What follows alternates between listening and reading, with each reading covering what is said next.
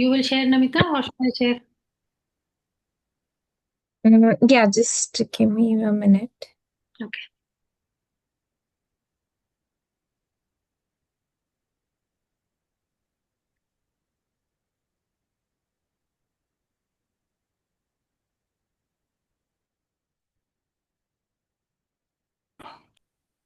आप कल अभिषेक अभिषेक कर रहे हैं, देखिए सर प्रेजेंस हो गया।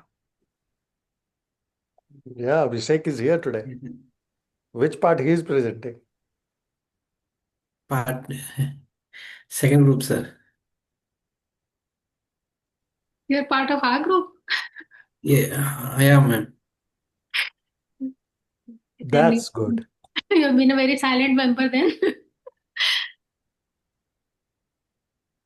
नहीं, वो टीम में मैम, क्रिकेट टीम में 12th मैन और 13 भी प्लेयर्स होते हैं ना।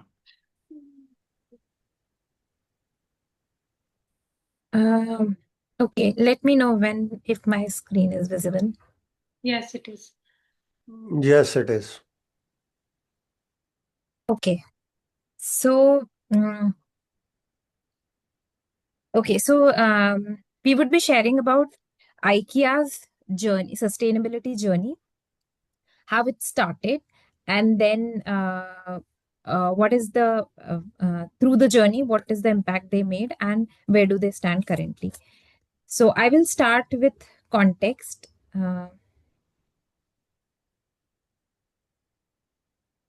Okay, so IKEA was started in Sweden in 1943, and initially the founder had started with a small business, which later converted to a furniture business. And the philosophy was very simple: to make affordable furniture available to everyone. So it incorporated the cultural values and ideas that Sweden and the place where founder came from. The ethos of the company incorporated those values to provide simple, cost-effective solutions to everyone. IKEA in the decades of 1950s, 60s, 70s, it kept expanding its presence, and it expanded to Australia, Europe, Latin America, and with expansion came some also challenges. Some challenges also appeared. So they saw that concerns were being raised on IKEA's operations and IKEA's products. For example, there were concerns regarding the raw material, which were causing a lot of deforestation. Then there were concerns that IKEA was accused of child labor because it was working with countries and partners where child labor was happening. So that was another thing which came to them. And thirdly, it was found that IKEA's products had high level of formaldehydes, which causes skin reactions and can also lead to cancer. So at that point of time, consumers also started asking for better solutions which are safe for them. With these challenges looming over, instead of doing away with the responsibility, IKEA decided to take the responsibility and make the shifts. And here, an important factor was the values and the cultural heritage that the founder came from. So the first step they took was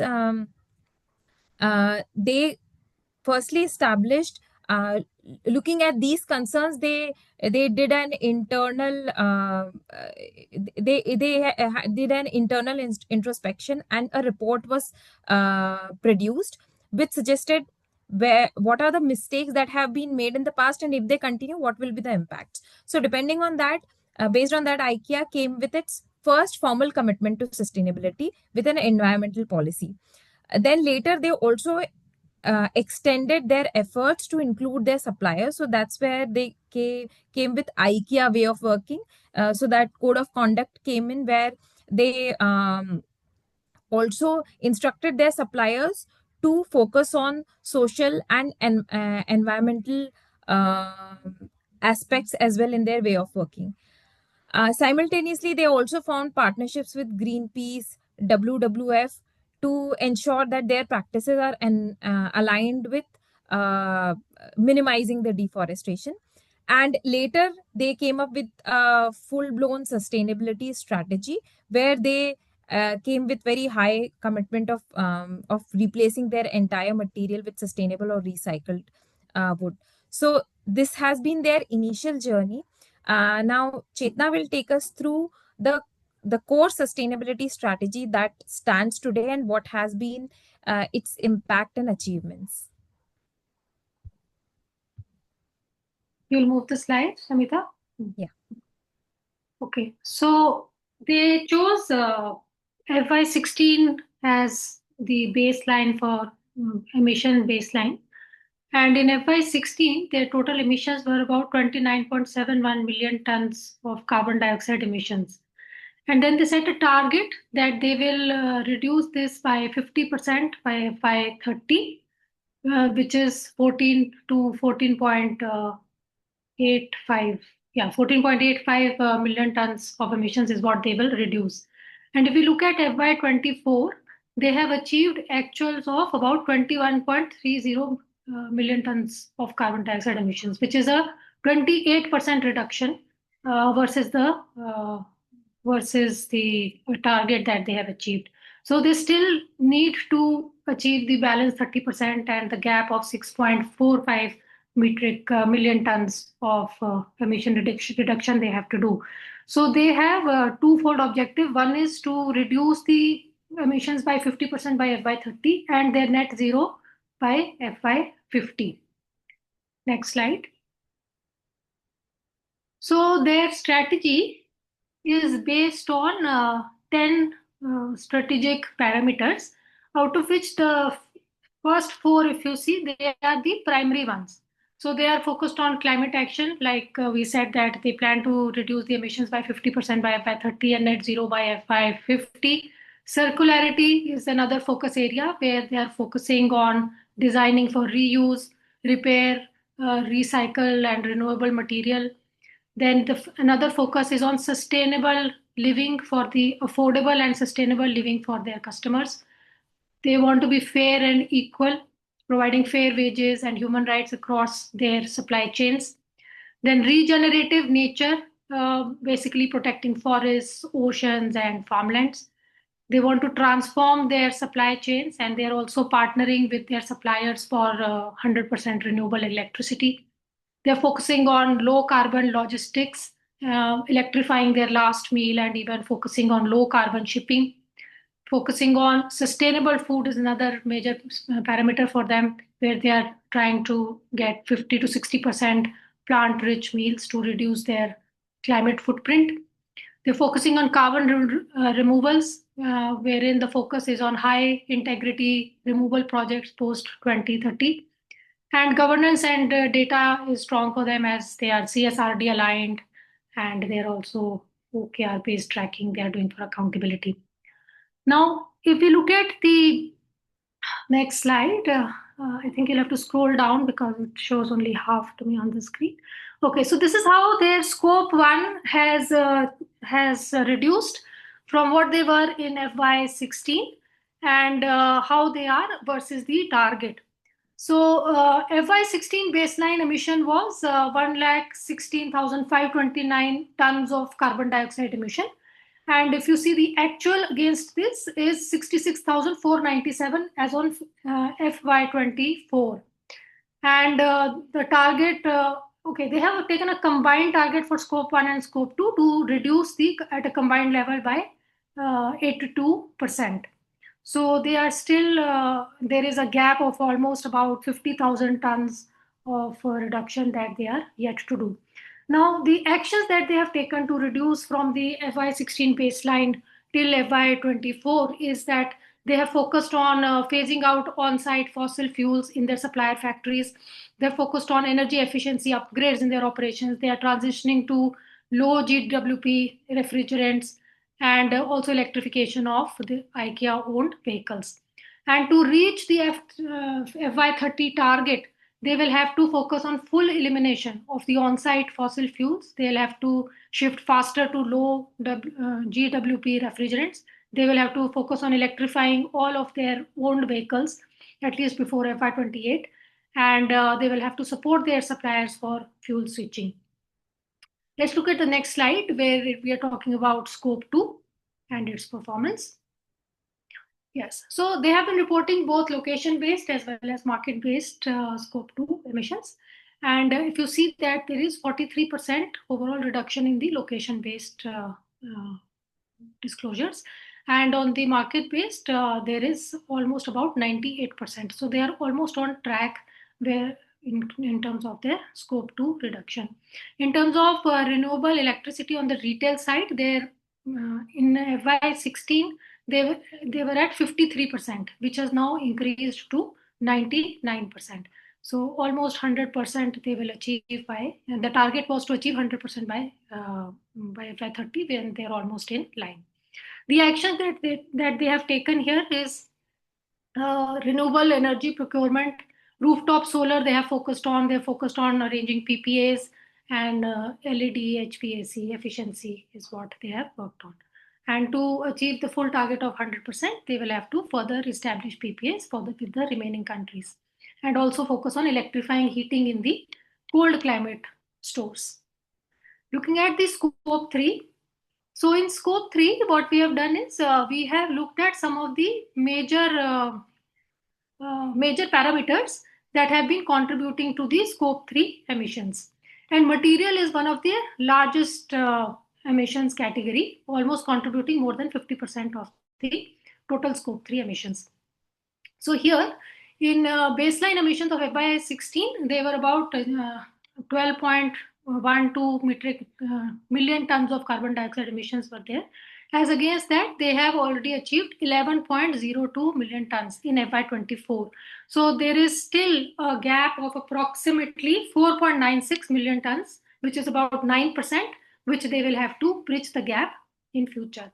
Now, the actions that they have taken to reduce it from 12 million tons to 11, which is nominal, which is not a very significant reduction, is that they have focused on material efficiency programs. They have used recycled wood and recycled plastic. They have focused on changing the steel design, and also on changing their packaging from paperboard to corrugated. Now, since this is a very formidable challenge for them, material, because they are a material intensive industry, so company, so they will have to take more steps in terms of focusing more on recycled content for steel, plastics, and textiles. They will have to make some strategic investments in recycled feedstock suppliers. That is what they plan to do. And they will have to redesign some of their top emitting products. And of course, verified LCA reporting will have to be done from their suppliers. Looking at the next category in scope 3, which is production and transportation. So production, which is mainly their supplier factories. So here also, they have reduced from 3.12 to 1.42. The target is to achieve 0.62 million tons of carbon dioxide emissions by FY30. So the gap is about 0.80. 491 factories of IKEA have 100% renewable electricity. They're also working on coal phase out, at least on site by FY27 and off site by FY23. On the transportation and distribution side, again, if you see from the baseline, they have reduced from 1.31 to 1.13 as on FY24. The target is to reduce it to 0.39. So there is still a gap of 0.74. So again, efficiency improvements, while they have taken, which have led them to reduce some of these emissions, but they will also have to focus on route-specific low carbon fuel, electrifying their medium haul transport, and zero emission shipping hubs is what they will focus on in future. Looking at the next category, which is food and home deliveries. Yes, so in food, again, if you see, the gap is very small here. They are almost in line with what they had envisaged.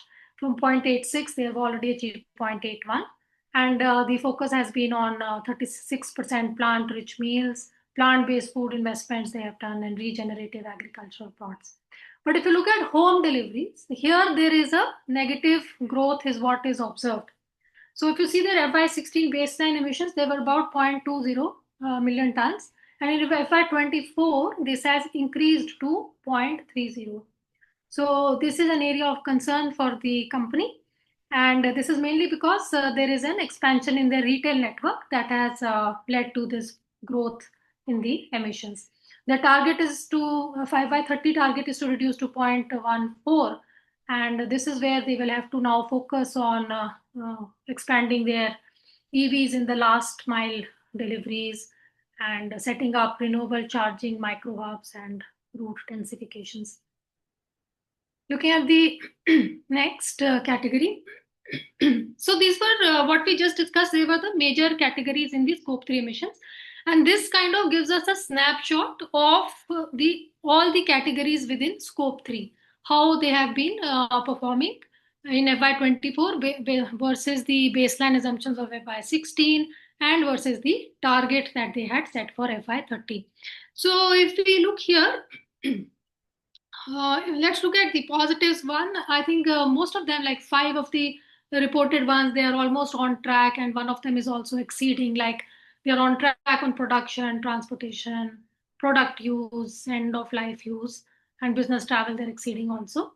But they still have some gaps to bridge in material and food, like we discussed, and in one more category underneath, which is franchisees, is still they will have to accelerate. But in the two categories of commuting and home deliveries, they are far, far behind the targets, and that is where the company will now have to focus on. Can we go to the next slide? Yes. So what does the roadmap look like to bridge this 6.45 million tons of gap? So I think the past slide kind of gives the headway to where they should be progressing. The focus would be on improving the materials, focusing more on recycled content, redesigning their top products, recycling their feedstock investments. They will have to do PPAs for top 20% emitters and enforcing the coal phase outs. On the supplier side, again, on the supplier side, they will have to do these PPAs and focusing on coal phase out, and also for helping them, supporting their suppliers for electrifications. On the transport and logistics side, they will have to focus on route-specific low-carbon fuel, electrifying their medium-haul trucks, and focusing on zero-emission shipping hubs. And in home deliveries, they will again have to focus on renewable charging and going for EV electrification of last-mile deliveries. So this is what the roadmap looks like for till FY30 and beyond. Moving to the next slide. So what is the critical economic impact we kind of evaluate from this activity is that there is a high raw material instability. So this company is dependent on various raw materials like wool, cotton, wood, cotton, and other textiles. So any climate risk can disrupt the supply of these raw materials. So they will have to focus on renewable and recycled material, on creating circularity in their raw materials, as well as regenerative agriculture. This is what they are focusing on currently. From a regulatory risk perspective, since they also import steel and aluminium from high carbon regions, so this can add to their carbon costs. So the company is now focusing more on supplier decarbonization program and material substitution. Rising logistics and transition cost, transport emissions have increased, as we saw in the previous slides, versus the baseline. So they are now focusing on green shipping fuels, electrifying last mile delivery, load optimization, and route planning. There is likely to be high short-term capex, essentially because they are now partnering with suppliers for electrification and renewables. So some amount of capex is likely to be there. So focus is primarily on providing financing schemes to suppliers and long-term supply contracts. So while these investments will be done, but they're likely to bear results in future. Going to the next slide. So what are our key takeaways? What are our lessons from IKEA's transformation? The first is that they had focused on hotspots, like material production and product, which basically contribute almost 80% of their emissions. They have first focused on these three areas. Then they have made suppliers their partners and not just treated them as vendors. So they are co-investing with them in renewables, in coal phase out and electrification. So, scope 3 reduction is possible only when the transformation happens at the supplier level. Then they moved fast even with when they had imperfect data. So they did not wait till the last moment that that they will have all the data with them and then they will work on material decarbonization. So they focused on delivering action first and improving the data over time. Front load action accelerated energy, material, and logistic changes to avoid any expensive compliance costs. So action has been at the forefront, and they built transparency, which had led to building investor trust. So they publicly reported where emissions had increased, like in case of transport and home deliveries. So this has built brand credibility among the investor community. That's all from my end. If anyone else has anything to contribute from the group, they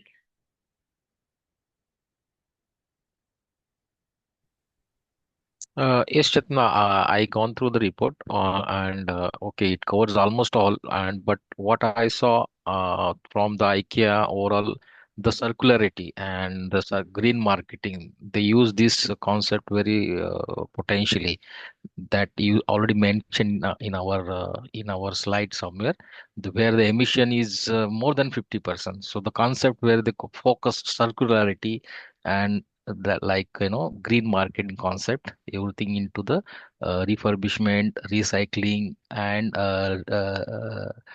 reproduction. Okay, so I think that was the major point where IKEA succeeded to have a major emissions. I think you covered also that. So one small, I think I add in the group hour. Thank you.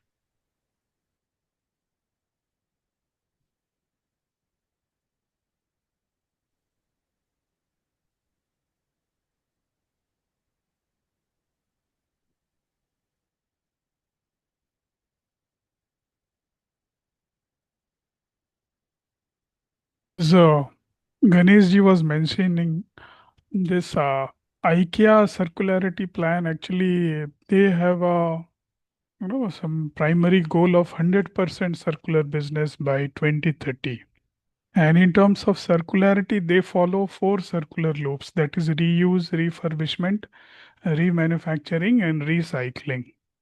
So they have a plan that by 2030 they will be the 100% of their products will be within the circular principle.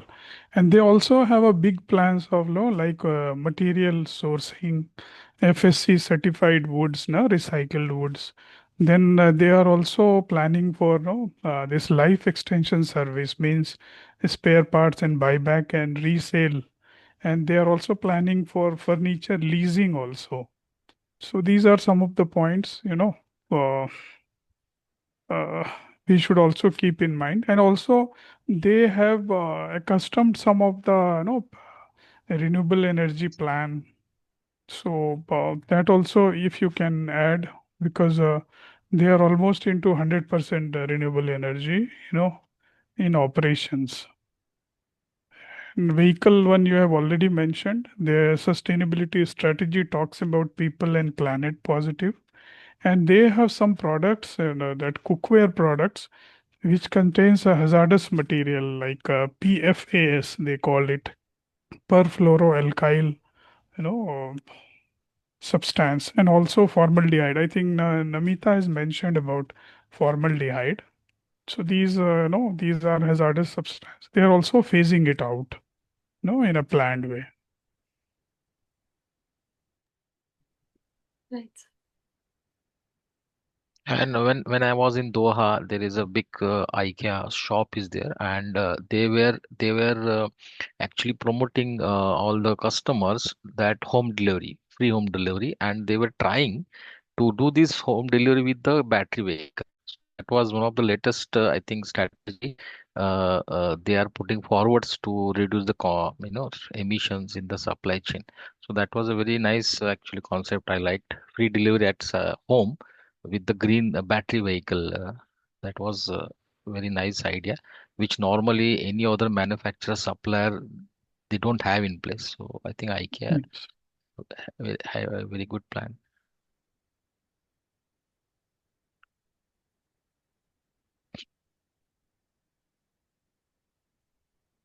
Anyone else want to add something? Uh, uh, in the future presentation, as sir has mentioned before also, if you are highlighting the positive things, try to highlight some of the negative things also which you have found in the slide like this. Like ma'am or Namita was talking about some child labor issue was there. No, IKEA has. And also that agricultural, that regenerative agricultural, wherein they take care of soil health. No? And say they have some good social program in Vietnam that is called Acacia project. Acacia is a plant, so they help in them. And also they have like a sustainability milestone. No, they call it as their name also. IKEA is the largest IKEA retailer, but they have a combined group called Inca Group.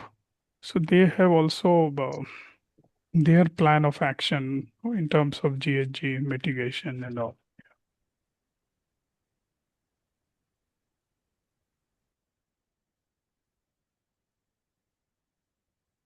Good. So, absolutely, as Abdullah ji was talking about, negative need to be highlighted. Chetna also did a great job by looking into scope 1, 2, 3 in detail. And well, Ganesh, you have covered everything. Where is Rama? I didn't see her. She also prepared Costa Rica, right? So my Yes. challenge is you have to look into in detail their strategy as well as scope 1, 2, and 3 reporting, what they are missing. For example, you have seen scope 3, right? They are covering approximately 10 of those categories, including food, etc.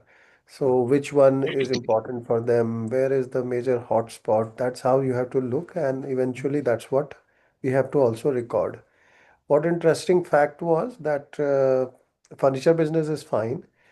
First time when I heard food business IKEA is doing, I was literally surprised that what a wooden company or wood manufacturing company is doing in woods, in food. And then I realized that's they want to make sustainable food system, and they are making a massive progress there. And however, one of the area is gone up. Which was that? Where point two has become Home deliveries. Delivery. home delivery, right? So home delivery, as the market is gearing for home delivery, earlier that was rare, right? We used to go and collect, but now we wait for 4, 5 days, 10 days till the time they deliver to our houses.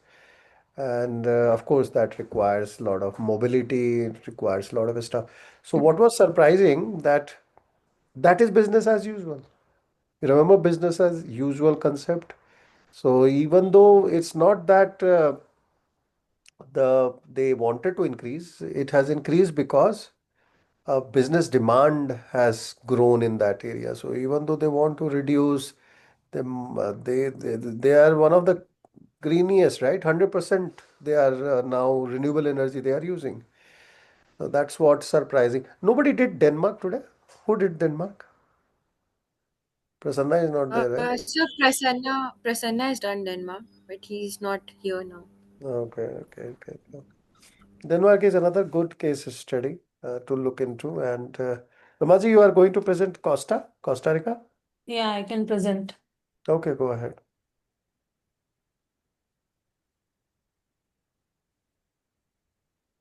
Because at least one policy side we need to see to, look into that comparison, that how policy also helps and what kind of strategy policymakers does.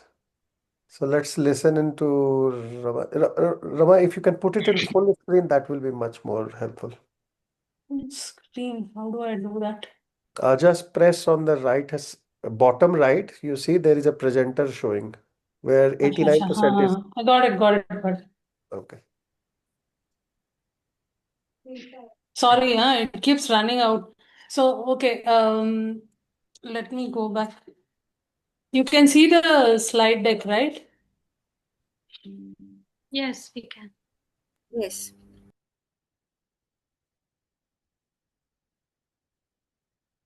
Okay, so this is a slightly longer case that it turned out to be. I didn't expect it. Let's start Okay, so with Costa Rica's story is in 1948, Costa Rica decides that all their military and ammunition resources, they want to redirect it towards building a sustainable country. And they made a very aggressive and a very long-term plan of up to 2050 to make their country completely sustainable and provide necessary resources, etc., for that to happen in terms of finance, strategy, policies, and budget, education of people, etc. So they made a very comprehensive plan. And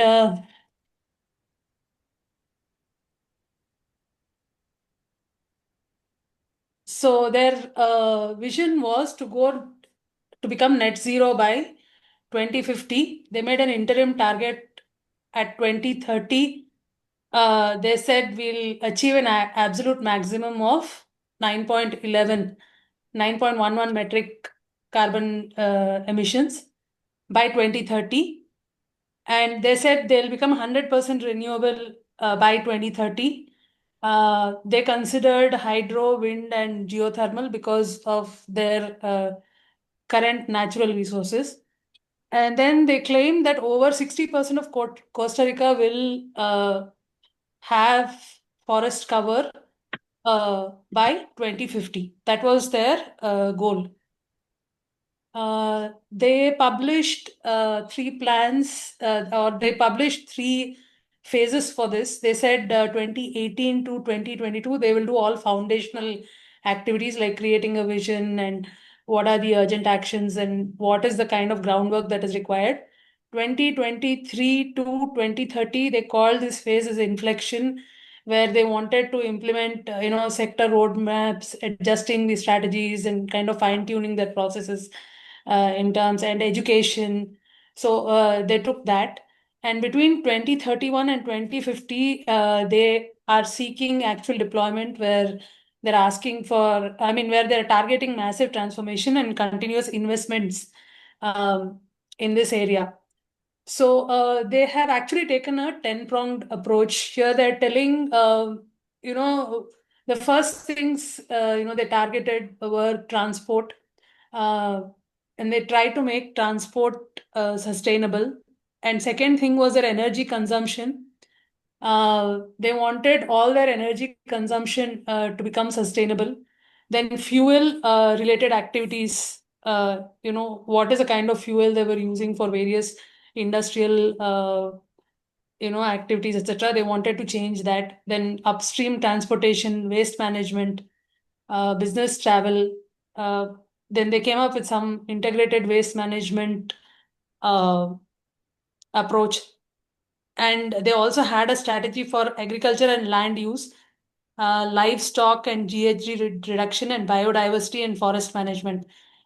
In this, what they said was that, the major things that they said was, they told that with 98% of renewable electrical energy, they wanted to go 98%, become 98% renewable, use renewable electricity for all their activities. And because transport was one of their key, emission areas, it's about 37% of their emissions was coming from transport. So they had a strategy to convert that entire transport into electrical transport to minimize the emission. And about 20% of their emissions were coming from agricultural producers.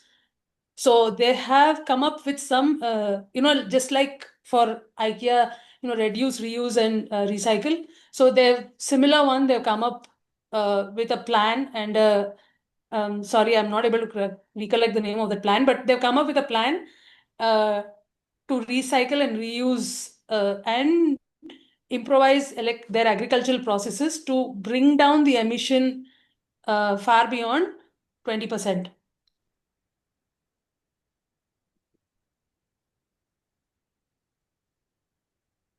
Okay, their first focus area was transport and sustainability and sustainable mobility. There, by 2035, they plan to make 25% of the vehicle fleet to be electric, and 70% of the buses and taxis should be on zero emission basis, and 100% of passengers should use electric trains. So they're running a very massive program for this. And by 2050, they target 60% of light vehicle fleet, vehicles to be going on a zero emission basis. So all their light vehicle fleets, like all of their lighter vehicles, like two-wheelers, four-wheelers, all of that, 60% of them should be on zero emission by 2050. 100% of new light vehicle sales should be zero emission in nature, which means that any new cars or two-wheelers, etc., 100% of them have to be producing zero emissions by 2050. And 100% of the buses and the taxis should produce zero emissions by 2050. The second area was energy and renewable grid. So here, 98% of their electricity they claim, is already from renewable resources. But in 2022, they claimed. But in 2023, I think in 2023, later end of 23 and early end of 24 or something, I think they had a drought in Costa Rica. And for the year 2024-25, their electricity target was set back by renewable electricity target was set back by 23%, and it's not reported yet. But I got this from some energy study from some private organization. So primary resources that they're using here to achieve these targets are hydroelectricity, wind, geothermal electricity, and geothermal power and solar power. So mostly these are all state-owned electricity institutes by the government of Costa Rica. And they have done long-term investments in clean energy. And by 2030, their electric grid is capable of operating on 100% renewable energy. And their goal is to provide competitive pricing on this renewable energy. That is their goal.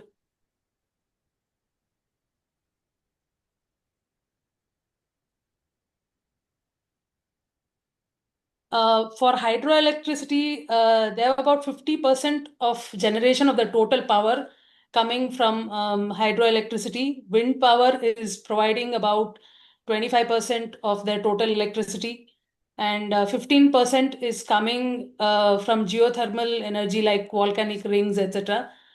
And about 8% is coming from solar. So they intend to up this solar energy by about another 20% by 2050. That is one of their targets. Green building and construction is another area that they've been focusing on. So here, what they intend to do is by 2030, 100% of the new commercial, residential, and all institutional buildings will be designed with the low emission systems. They are calling it as a new build standard. And by 2050, all existing buildings, they want to operate with low emission standards. That is their target, which means refitting, retrofitting the existing stock like insulation, HVAC, renewable energy integration, etc. All of that you have to retrofit into the existing older buildings. That's what they're trying to do. And the technologies that they're using for this kind of transition, they're using high efficiency HVAC systems, solar panels, smart building controls, passive design principles, etc. So that's what they're using to achieve this.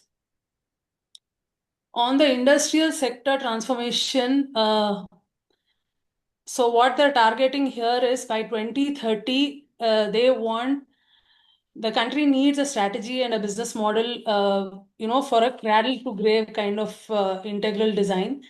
What they're telling is a design. This means that they want to do designing products, processes, or any sort of thing like supply chain, etc., to minimize waste and emissions from start to finish. By 2050, they're telling all their industries must have fundamentally changed energy resources, which means all their scope one, consumption should have changed by 2050 and decoupled growth from emissions. And what they're telling is companies can still grow and increase production without increasing their scope one emissions. Their energy transition, they're telling to move out of fossil fuels. Of course, they're asking for all, solar, biofuel, hydrogen, etc. They're asking companies to switch their primary consumption of fuel into these mechanisms. And they're taking a circular economy approach, which means take, make, and waste kind of products and supplies are getting designed. Reusing, remanufacturing, recycling, and minimal waste throughput in the supply chains, etc. That's what they're targeting. So the next area that they're focusing on is free transport efficiency.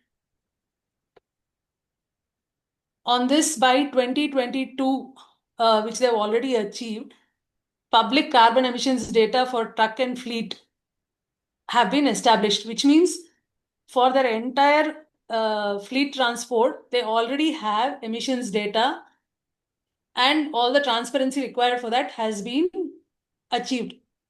Pilot programs for intelligent logistics like GPS optimization or consolidated shipment, route planning, all of that they have already achieved and they have already reported. By 2050, they're telling that at least 50% of the cargo transport must operate with high efficiency, which means they should have non-fossil fuels and they should be 100% compliant on this intelligent logistics. And 20% reduction in emissions compared to the 2018 baseline. So 2018 was a baseline, and they're telling by 2050 they should be down by 20% because of all these activities.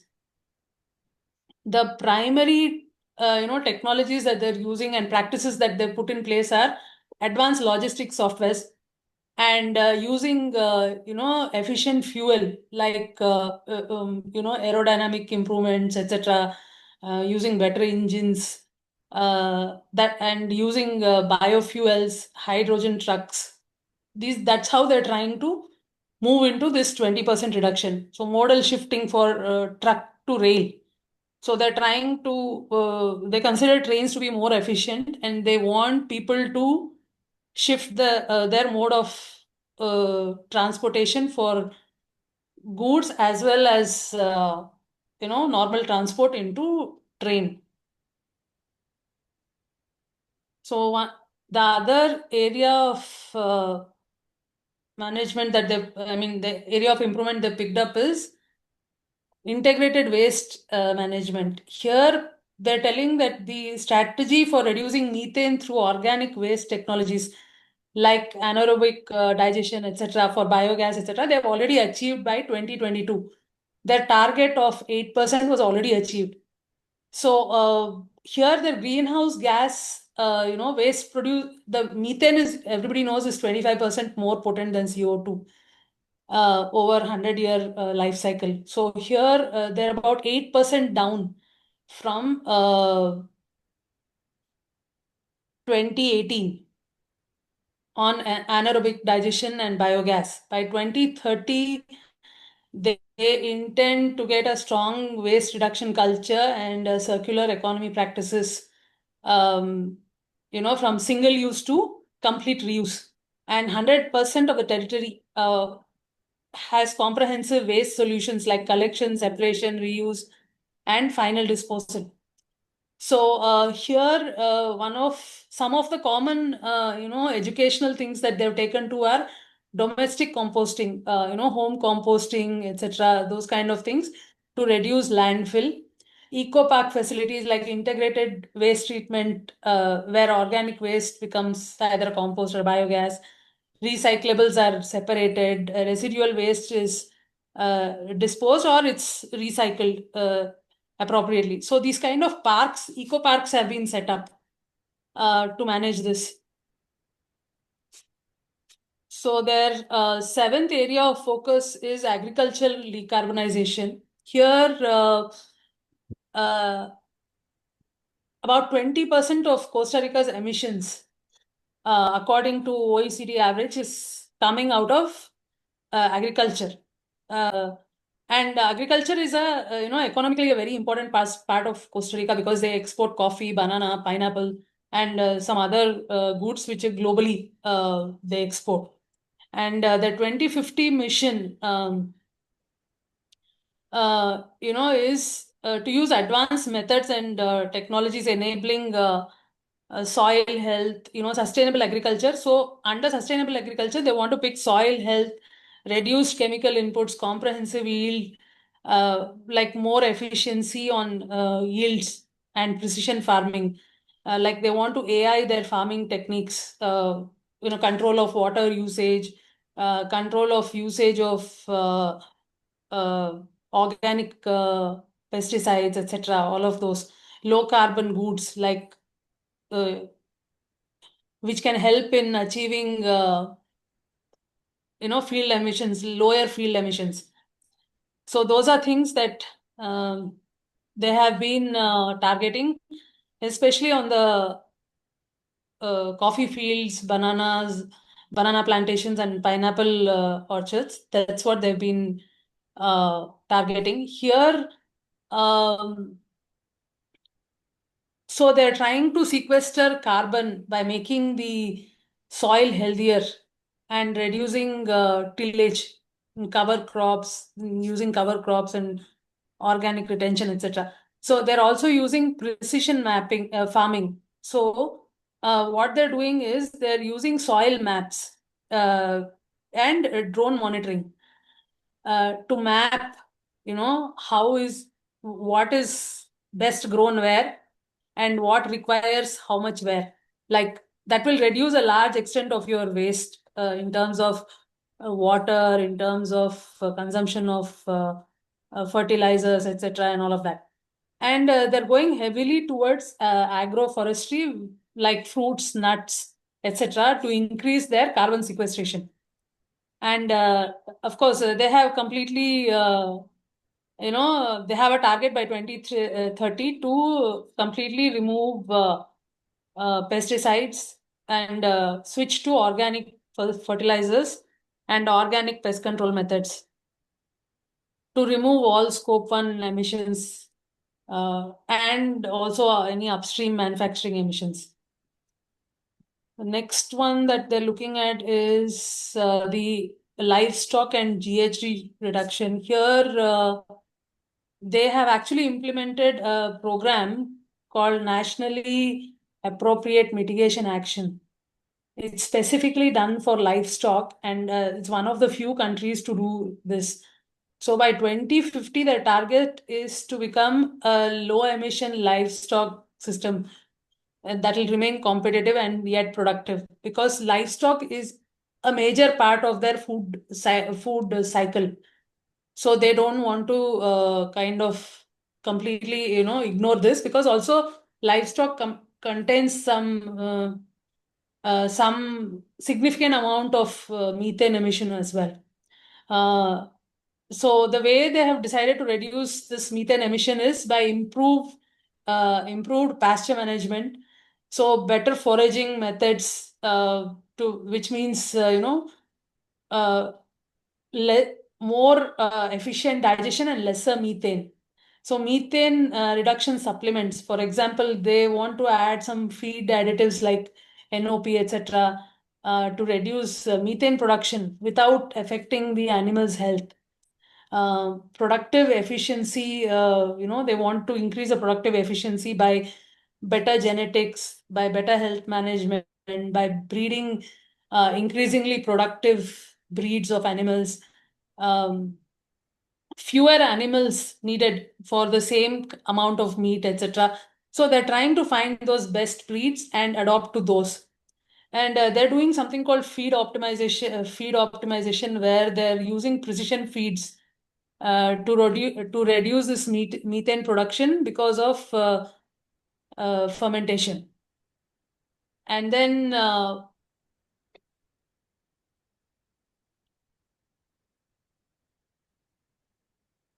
the ninth area would be forestry and biodiversity protection.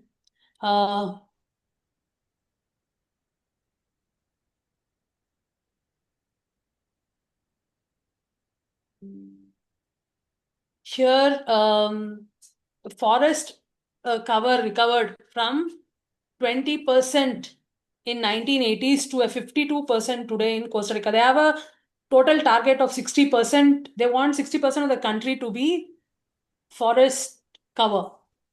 So Yeah, in that's what you 1980, they told. were 20% forest cover, and today they're 52% forest cover, which is actually one of their largest success stories. It's the only tropical country to reverse their Yes. deforestation globally. And the way they've achieved this is by doing PES programs, like paid landowners to conserve and restore forests, made ecotourism economically valuable. It's the number two, it's the number one source of uh, foreign currency in Costa Rica. And the second largest one is export of agricultural goods. And they have expanded their protected areas. So they have actually mapped their forests, and they've identified protected areas, and they've actually expanded those and reforested them. So that is one of their largest success stories. They've increased forest cover to 60%, 8%. So their 2030 targets, they want to achieve that 60% by 2030 itself. So just they're 8% away from achieving it. They want to reverse marine and terrestrial ecosystem degradation. So they have quite a long coastline. So they want to reverse that marine and terrestrial ecosystem degradation, and they want to expand protected areas by 26% on ground and 28% in water, means 28% marine. The 2050 vision is to increase green areas in metropolitan regions like urban forests, etc. Strengthen biological corridors, connected habitats, allowing species to move, carbon storage and biodiversity protection is another target that they have, or a vision they have. Then nature-based solutions like forests to provide, carbon sequestration, mangroves, development of wetlands to filter water naturally, biodiversity support programs, to increase pollination and food systems. See, these are all actually ecological restoration programs. And although the carbon credits are a byproduct of this, but that's not exactly the same. The PS program that I mentioned in the previous slide is the payment for ecosystems services, the innovation that made forest recovery possible for them, because that is their largest success story. It was established in 1996 under forestry law as one of the world's first payment programs for environmental services. The core idea here was forests will provide forests provide services like water, carbon storage, biodiversity, scenic beauty, etc. So instead of paying for destruction, then you pay for their conservation. So that was the funda behind, or the core idea behind this. So the fundraising mechanism here was National Fund for Forestry Financing. That was a fund that was created to manage these programs, partially funded by fuel tax. In fact, this considered as one of their genius moves that links transport emissions, which was one of their major problems, to forest conservation, which is their major solution as of today. So the international support from World Bank, GEF, and bilateral donors. The services compensated were carbon capture and storage.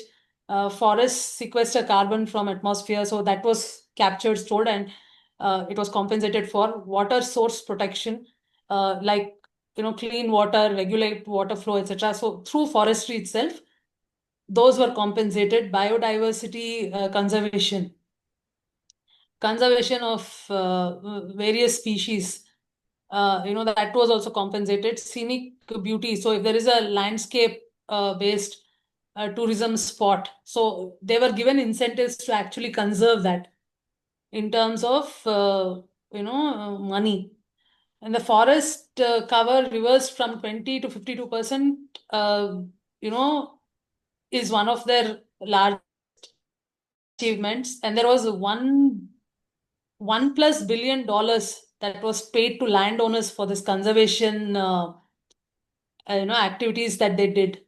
And they created an economic viability for this forest conservation versus conversion to pasture, etc. So this is a very large part of their success story. The next one is a baseline and their sources. So their emissions and baselines is what we'll look at here. The energy and fossil fuel, 72% of the carbon emissions from fuel combustion, this is their primary focus area. That was from the transport sector, industrial sector, and their buildings all put together. The transport constituted 37% of all emissions, including personal vehicles, buses, trucks, aviations, etc. And their industrial sector was, energy intensive, manufacturing and processing, because they're an agri-based economy, and other things like building, agriculture, which are not fully counted, in their initial report, were then also bought under the targets. Here, because 98% of their energy is renewable, the electricity system has decarbonized largely, except for the previous year where they've not reported due to drought. I think that is pending reporting. Further emissions reductions must come from fuel replacement of vehicles and by making buildings more efficient. And the strategic implication is, the remaining fight is, in this transport sector, where they have this 30%, 37% of emissions, and in agriculture, where they have 20% of emissions. That's going to be their critical focus in order to achieve their 2030, inflection plan.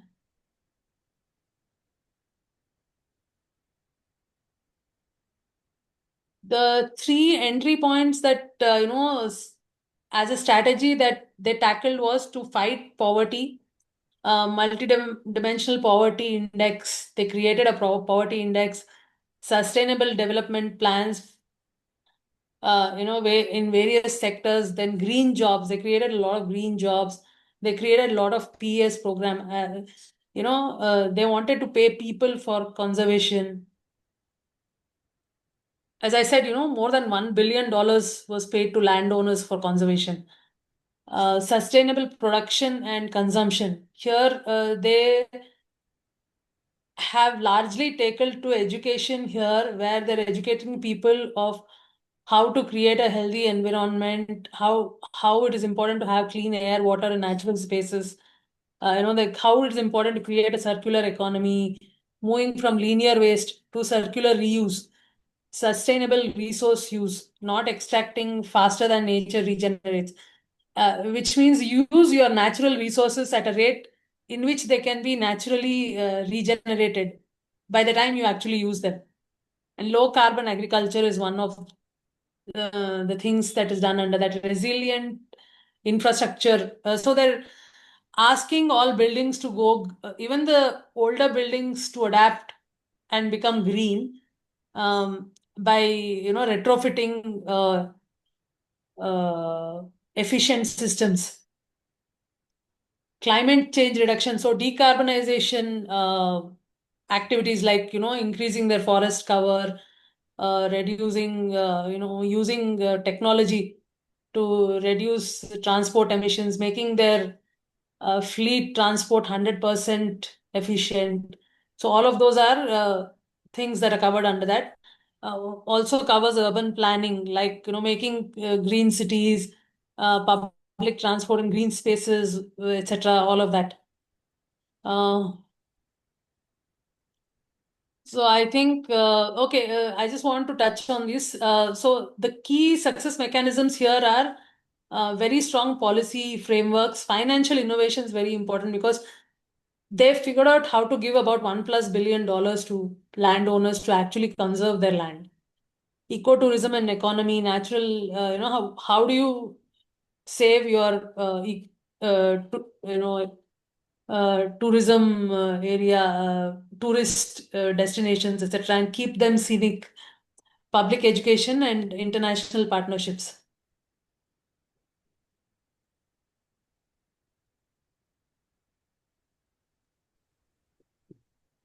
Still, there are more slides to go. Some 4-5 slides. I'm trying to make it fast, but I'm Okay, not sure. okay, because by the way, it's quite new for us as well, because this is the 15th cohort and nobody has gone into this detail. But we have a limited time. It will be unjustified with others as well. So another 2 minutes. Can you close it now? Take more 2 minutes Another and let's 6 close slides it. to go. Yeah, 2 minutes. Okay. So here, the current challenges that, as they say, is for them to adopt up their smart devices by about 115%, which is they want to handle their scope 3 emissions and their reporting using technology, and they want to up it by 115%. GHG reduction by about 125% is their goal. Whatever they are today, they want to up it by 125%. 77% of their proposed EV charging centers should get operational by 2030. That is one of their goals, and they have actually reached 56% of 2019 goal on agroforestry. So that's one of their achievements. This is their historical trajectory and targets. So by 2000 baseline, there were 65 metric carbon tons,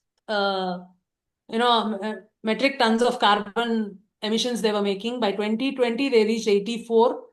By 2030, they plan to go less than 9.11, and by 2050, they want to go net zero.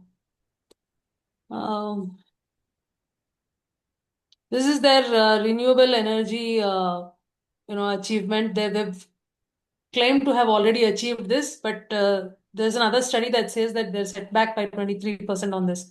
So this is their split of all various renewable energies that they've taken: 50% hydroelectric, wind power of 25%, geothermal 15%, and solar 8%. This again, is just the way how their forest cover has increased. So 87 it was 20%, 2010 it was 34%, and as of today it's 52%. And by 2030 they will be at 60%. So this is their breakdown sector wise. I think we can skip this. We've discussed this. Okay, the program performance here, their target on these are their particular programs that they're running. Smart device deployment, GHG reductions, EV charging centers, agroforestry. So these are the programs that they're running, and these are their, the places where they've achieved targets. Okay, I think the rest of it all is we can skip, I think. That was the last slide anyway. Yeah. Good stuff. Good stuff. Quite detailed. Miss, I'm really impressed that you have gone to all the 10 different areas of their action plan and how they have achieved it. Only Thorough thing is I understanding. couldn't segregate their emission classes and all that. Actually, that's an activity. I'll do it. I was in the middle of it, but time was up. So Makes sense, makes sense. But still, you have done a thorough study, and I believe this can be used yeah, as very interesting case study. Extremely indeed, interesting. indeed, indeed. But you see, some people might be feeling bored as well because they have been given Yeah, only 5 minutes and 10 minutes, and true. you have been given. So my point is, sometimes we have to only select what you think is most important for others to know. Okay, that's the only thing which, as a suggestion, I will give. But rest of the stuff, I'm really happy. Given the time period which was available to you, you have done a massive job. So this can become a case study. Do share this in PDF. There are something which were cutting off. Okay, I wanted to know literally what was their achievement in EV. How many vehicles? What is the percentage? Like I saw 77% they 77. claim to have achieved as of today. And the second matrix, which was also hiding in the presentation. Which one regarding which? Next to EV, there was one more indicator, which was they are targeting something and they were not able to. So, what is Their interesting net. here? If nature is given chance, it can recuperate themselves. You don't need to do anything. You saw that, right? 20% it was there, then it became 32, and now it is 54, 52%, and they can achieve 60% easily in 2030. And it has become blessing for that country. The maximum amount of dollar they are earning because of this forest cover. They are promoting only ecotourism today. Maximum amount. See, hydroelectric is their maximum mix today. So if you give a chance to nature, it will become blessing. There is a very good story of a country, okay, which was not knowing they have been blessed by phosphorus, and that phosphorus has happened because thousands of years bird used to migrate through that country, and that bird shit poop has created that phosphorus for them, and they become filthy rich. The countryside was very Nauru. small. No, it's next to Yes. Tuvalu.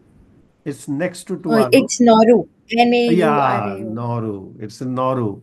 That was the country. It's Australian offshoot. And they were filthy rich. So much so that country used to pay for your education, your flights to Australia, Japan, Germany, wherever you want to go. Country will give you. Now they are poorest in all, and they are in news because of the New Zealand, New Zealand. Now they are begging. And you know what they beg? They are begging that you send me your refugees here. I will host them. That's what they are doing. World doesn't want refugee. They are taking refugee as a punishment. So if there are refugees in New Zealand and Australia, those guys will be sent to them with certain money and they survive on that money. They have become so poor. So point here is if you extract too much from nature, nature will punish you. And see example of Costa Rica that they considered nature in 2000 they started changing. They took that as a base year and today the improvisation is so much so that whole country is dependent on nature itself. Whole revenue is nature. You don't need anything else. You don't need oil. You don't need fossil fuel like Middle East, etc. Right? You don't need your people to go outside and earn and send it to India back. Right? You don't need that all. What do you need? You need to trust your nature and try to treat it right. That's what Costa Rica is all about. Denmark also is similar. I wanted somebody to present, and their democratic government has taken that role. Okay, they fought against their people, and they created such kind of strategy that it is paying back them as well. A country which was totally dependent on fossil fuel. Okay, so आप crime करो, but if you do प्राश्चित, you get the benefit again. That's the Denmark. Okay, so that's how it works. Now, thank you very much, everyone. Those presentations are there in the group. So whosoever, specifically Abhishek, you have not contributed, Tejas, you have not contributed. Next time, please make sure that your team sees you are doing something. Irrespective of they ask you or not, you prepare documents and send it to them in the group. Both of you, Abhishek. Yes देखिए sir, सीखने के लिए definitely. कितना मिला है, कितना इन लोगों ने डिटेल में जाके फाइंड आउट किए हैं।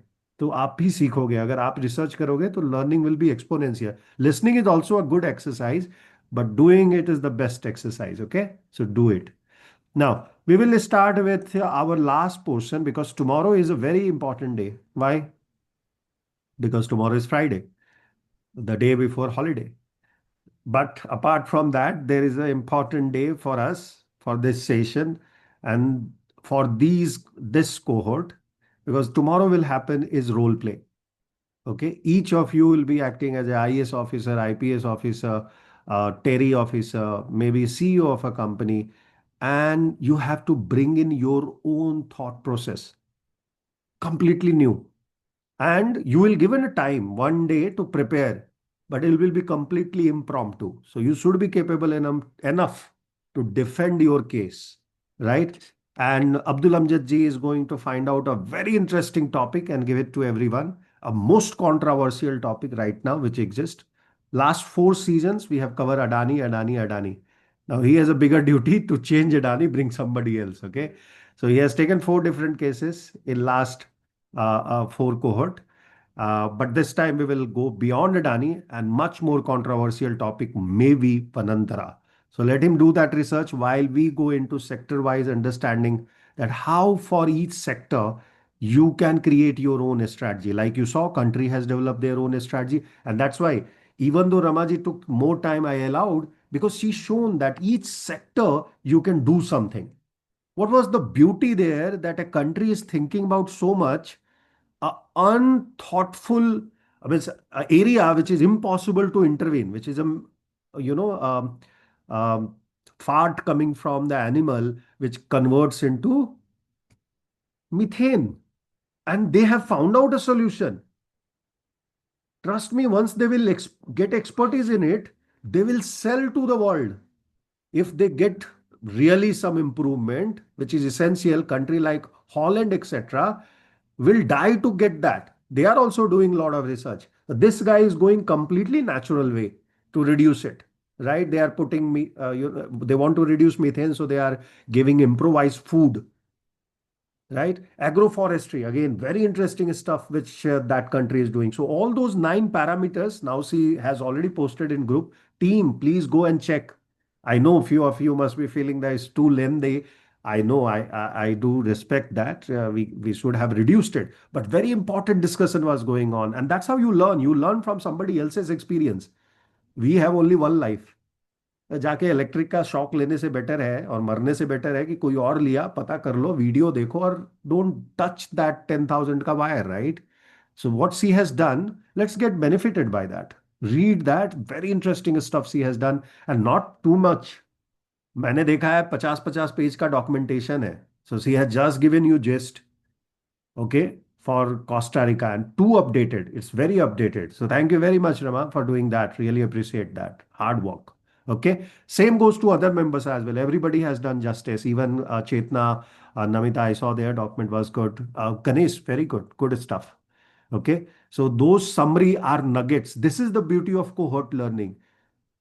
कितनी लर्निंग हुई आपको मालूम है आज? 10 टाइम लर्निंग है, 10 टाइम। एक तो खुद किया आपने पूरा दिन मेहनत और उसकी लर्निंग है, प्लस अनदर 10 पीपल का उन्होंने नेक्टर निकाल के आपको दे दिया है। अमृत है, ट्रस्ट में, that is amrit. If you really want to get benefited. आपको लगता है बकवास है, तब तो सब कुछ बकवास ही है। अमृत भी आप दूध समझ के छोड़ के आगे चले जाओगे, है ना।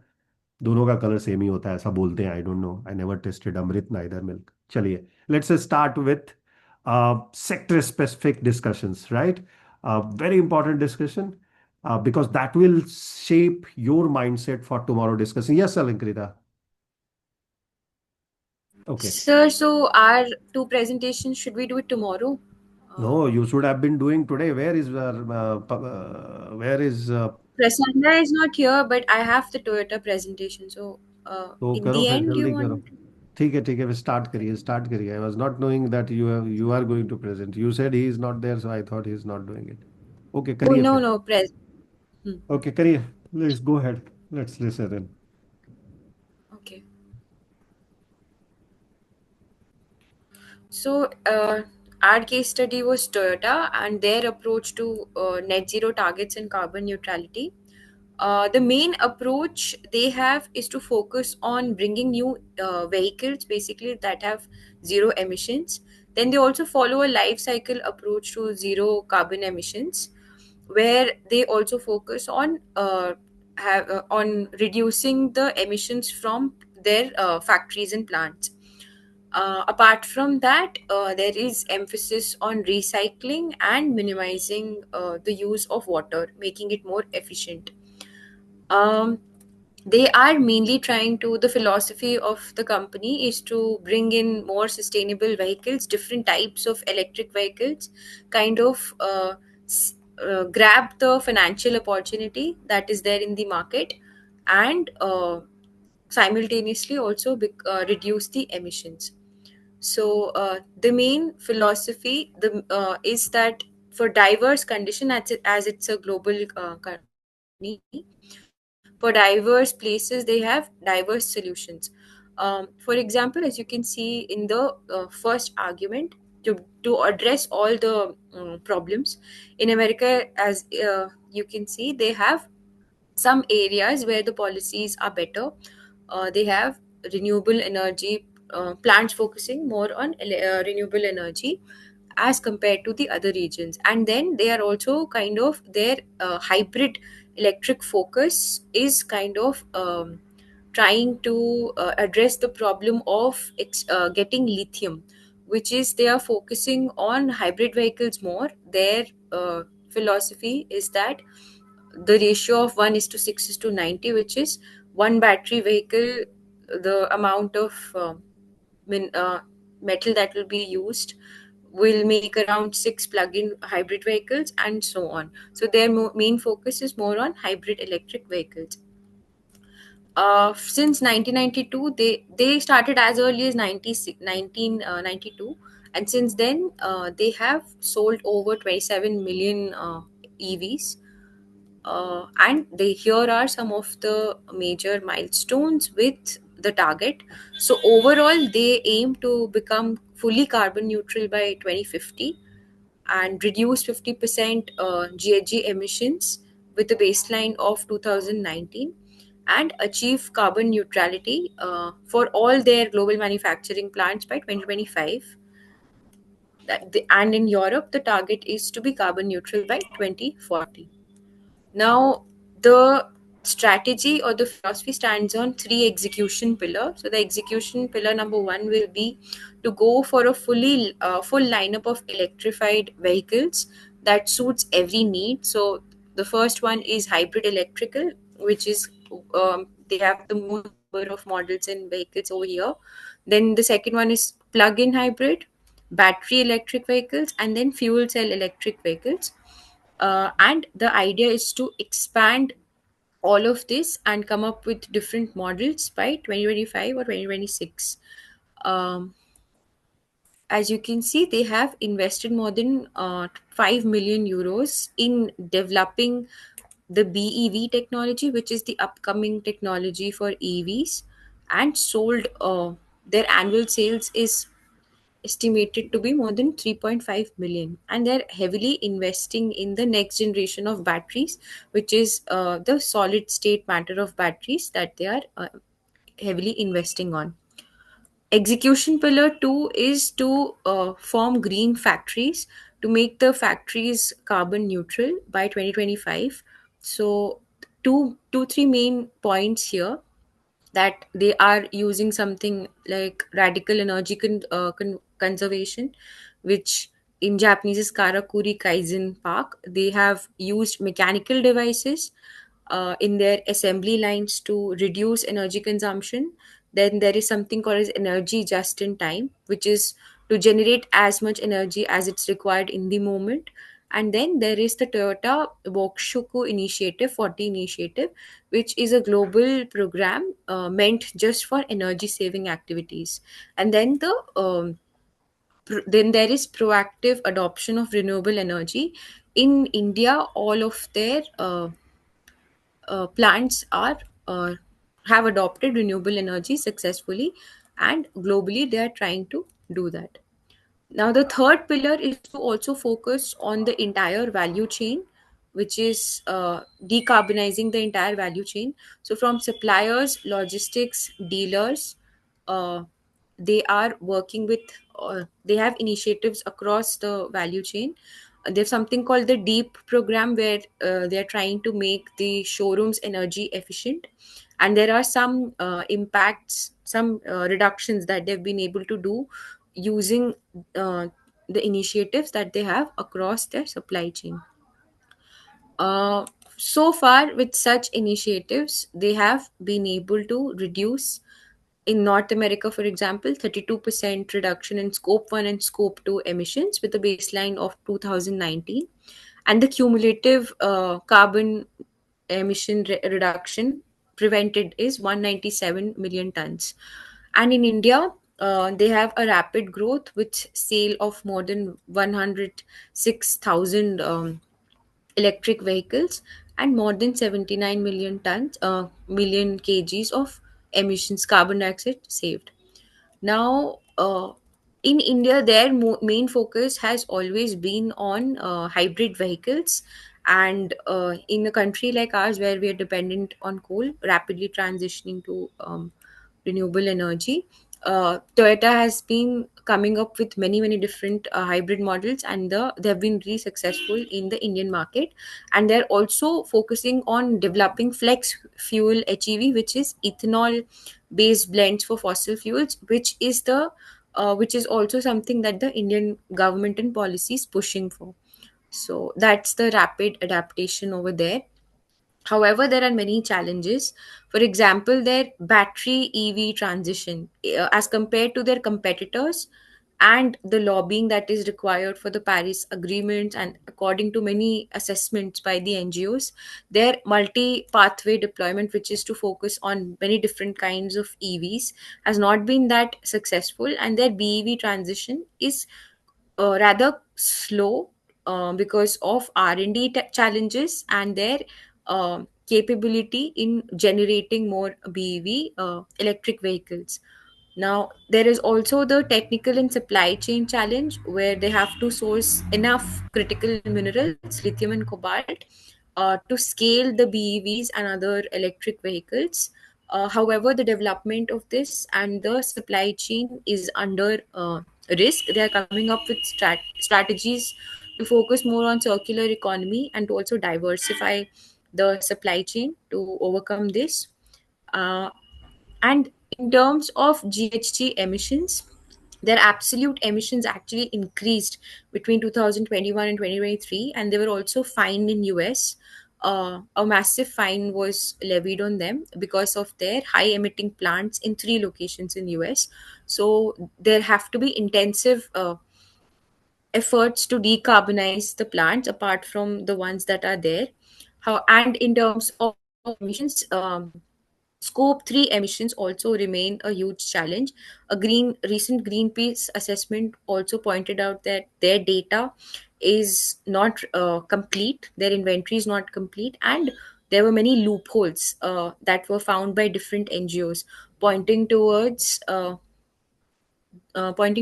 need to overhaul the Scope 3 system, generating reliable data, and also reducing carbon emissions throughout the supply chain. Then there is a lot of scrutiny from the investor as well as the NGO scrutiny is there, because they seem to the approach to achieve net zero challenge, the aim is there, the commitment is there, but the execution seems to be slow. So according, there also a part to commit to the 1.5 degrees. However, many NGOs have come up and said that the progress is very slow as compared to their competitors. So over there also there is a perception challenge, and there is a governance challenge to face. So these are the main challenges that Toyota is facing. Thank you, sir. This is that. Okay, what about Denmark? You are doing Denmark as well? No, sir. I prepared Toyota, and Prasanna Okay, prepared okay, Denmark. okay.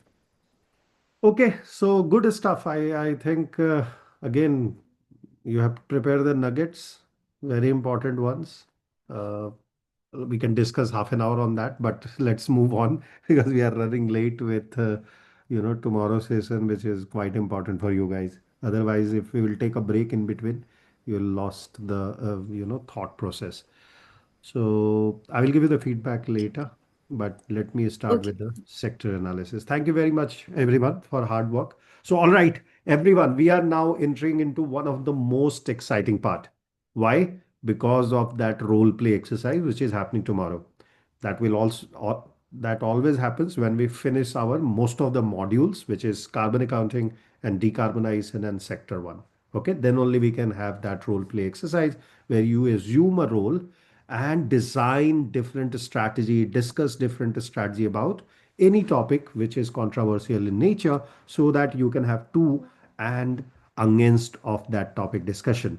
Then only you can talk about that why carbon accounting and mitigation factors are important for industry as well as governments. Now, here is the reality. There is no one specific roadmap which fits all. None. There is none. Okay. For example, a steel manufacturer faces completely different challenges than the logistic company.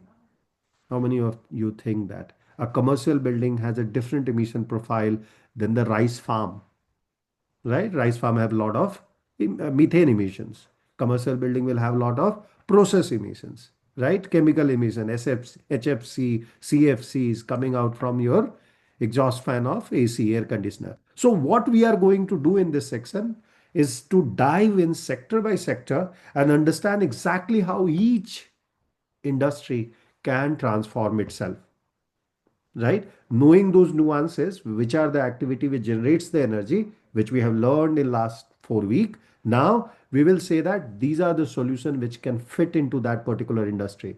There will be some common threads, but understand exactly how each industry can transform by himself is a beauty of this section or module.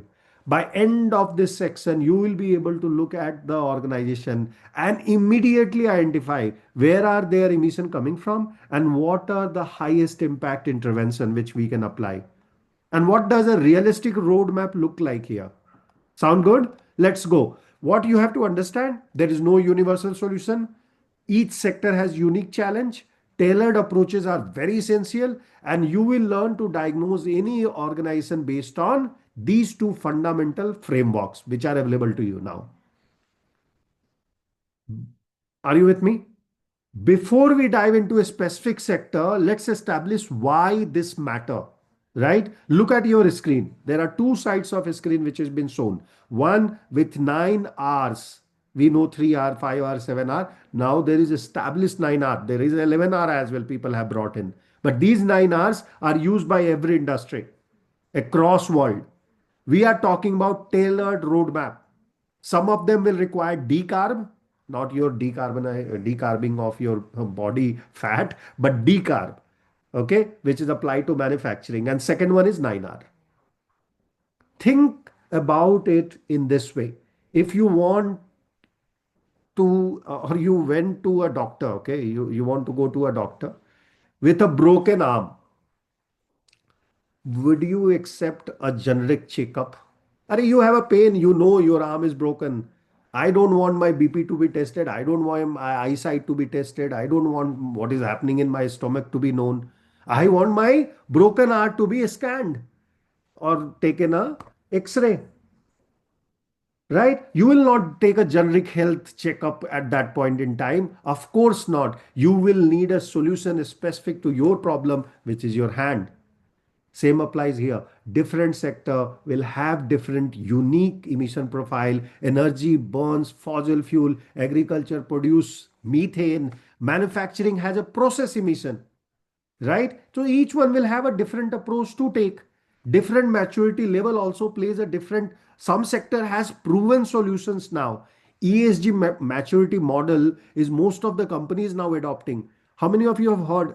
Who is here from IT segment? Who has worked in IT? Kanchan, right? Ganesh, you have worked in IT, correct? No, no, I am from Acha, project, sir. So, acha project, yeah, yeah. plant There was some IT, guy from IT with us, I believe, or I might be referring the previous generation. previous, yeah, my Yeah. So if you ask them, they have CMMI levels, CMMI life 1, 2, 3. So they have that maturity model. Okay. Each company has a maturity model, CMMI level. Now in ESG also it has been brought in. Okay. So different maturity level has different discussions. Some sector has a proven solutions. Others are still innovating. You can see Toyota is innovating. Toyota is suffering because they started early. Whoever starts early, they waste their money. And that's why NGOs are catching them, catching hold of them. But these are the guys who are burning money. They have burned on all throughout their journey. When did they start? In 1992, right? Or 2000? Yes, 1992, correct? 92. 92. Can you believe nobody was even thinking about decarbonization at that point in time? They started looking into alternative, brought a vehicle. Of course, in 1902, maybe there was electric vehicle. Okay, because that time oil was not available so readily. So they developed battery vehicle. 1960, it was launched as well. Okay, but it failed all the time. There was no permanent solution of charging. For charging, you still need, electricity. You can't charge. That time nobody was knowing that you can charge from solar energy. It was not so much well thought of, right? So those ecosystem is there. That's why people are thinking about doing BEV. But those guys had thought 30 years ago. You have to give the credit, 33 years ago. So if they have vested how many trillions, millions or trillions they have invested in innovation. Research and development is one of their highest amount. What is that amount, Alankrita? They have invested in research and development? 30 trillion euros. 1 billion. Huh? अच्छा. How many नहीं, billion? 35 trillion. 35 35 trillion. trillion. बोलो company, मतलब countries bankrupt हो जाएगी. India का 10 year का GDP है. मतलब आपको खाने के लिए 10 साल नहीं मिलेगा. कंट्री इनोवेशन करेगी. पॉसिबल है क्या? 3.5 ट्रिलियन हमारा पर ईयर का इकोनॉमी है. 10 years. Am I audible? Sorry. Did I lose you guys? 3 point, am I audible? Sorry. yeah, Yeah, yeah, yeah, you're audible. yeah. Okay, so 3.5 trillion का हमारा economy है. 35 trillion मेरे को innovation में डालना है. मतलब क्या? कि सारा लोग 10 साल का फास्टिंग करेगा. एक दिन का नहीं, 2 दिन का नहीं, 10 साल का. कोई प्रोडक्शन नहीं होगा, कोई फूड नहीं बनेगा, सब फास्टिंग करेंगे 10 साल, तब जाके एक बीवी में हमें मैच्योरिटी हासिल होगी. So if they are failing, they are thinking about 10 different items, FCVs, BEVs, PHEVs, let them think. They have that capacity and they are ready to invest, right? And that's why they have some Kamakoji, or you name it, and all kind of name initiative they are having. But we are going to discuss two initiative today in this ESG maturity model for sector specific discussions. Okay, what are those? First, we will discuss a decarb pathway.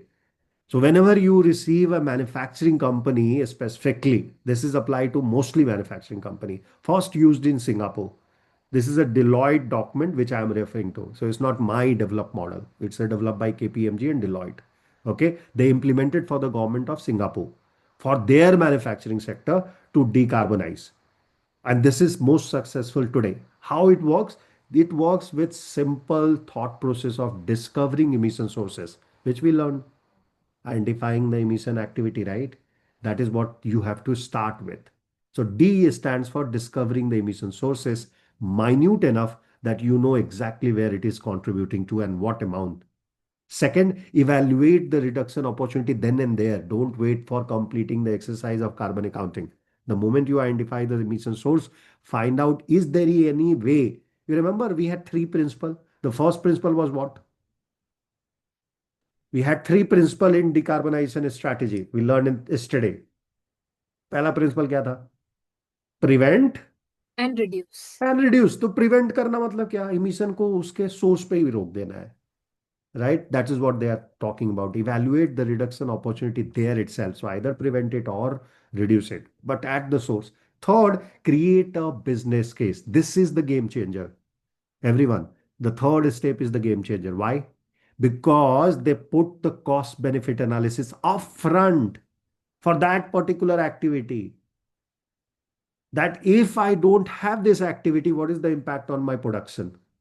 If I reduce this activity, what is the impact on my growth? Just imagine any of the process you decided to remove it. You can say I want to remove a line of business which is emitting too much of energy. Costa Rica में कौन सा वो एक activity था which keep on increasing. They didn't control it. Ramaji, which was that activity? Which doubled actually because in business as usual case में. That was transport, I think. Transport नहीं था. 0.2% से 0.4% हो गया था वो. Right? And the reason is you can't remove certain activity even though you want to remove it. Right? So create that case study of business case. What is business case? Look into the cost of removing it and find out the benefit of it.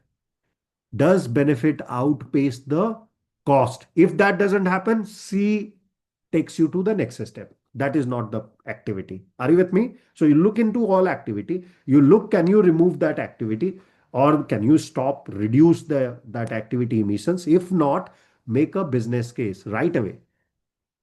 Look into what is the problems you will face if you will remove that activity. If you want to reduce, what is the cost? What is the benefit? Record it. That's called C. A is for adopting low carbon technology.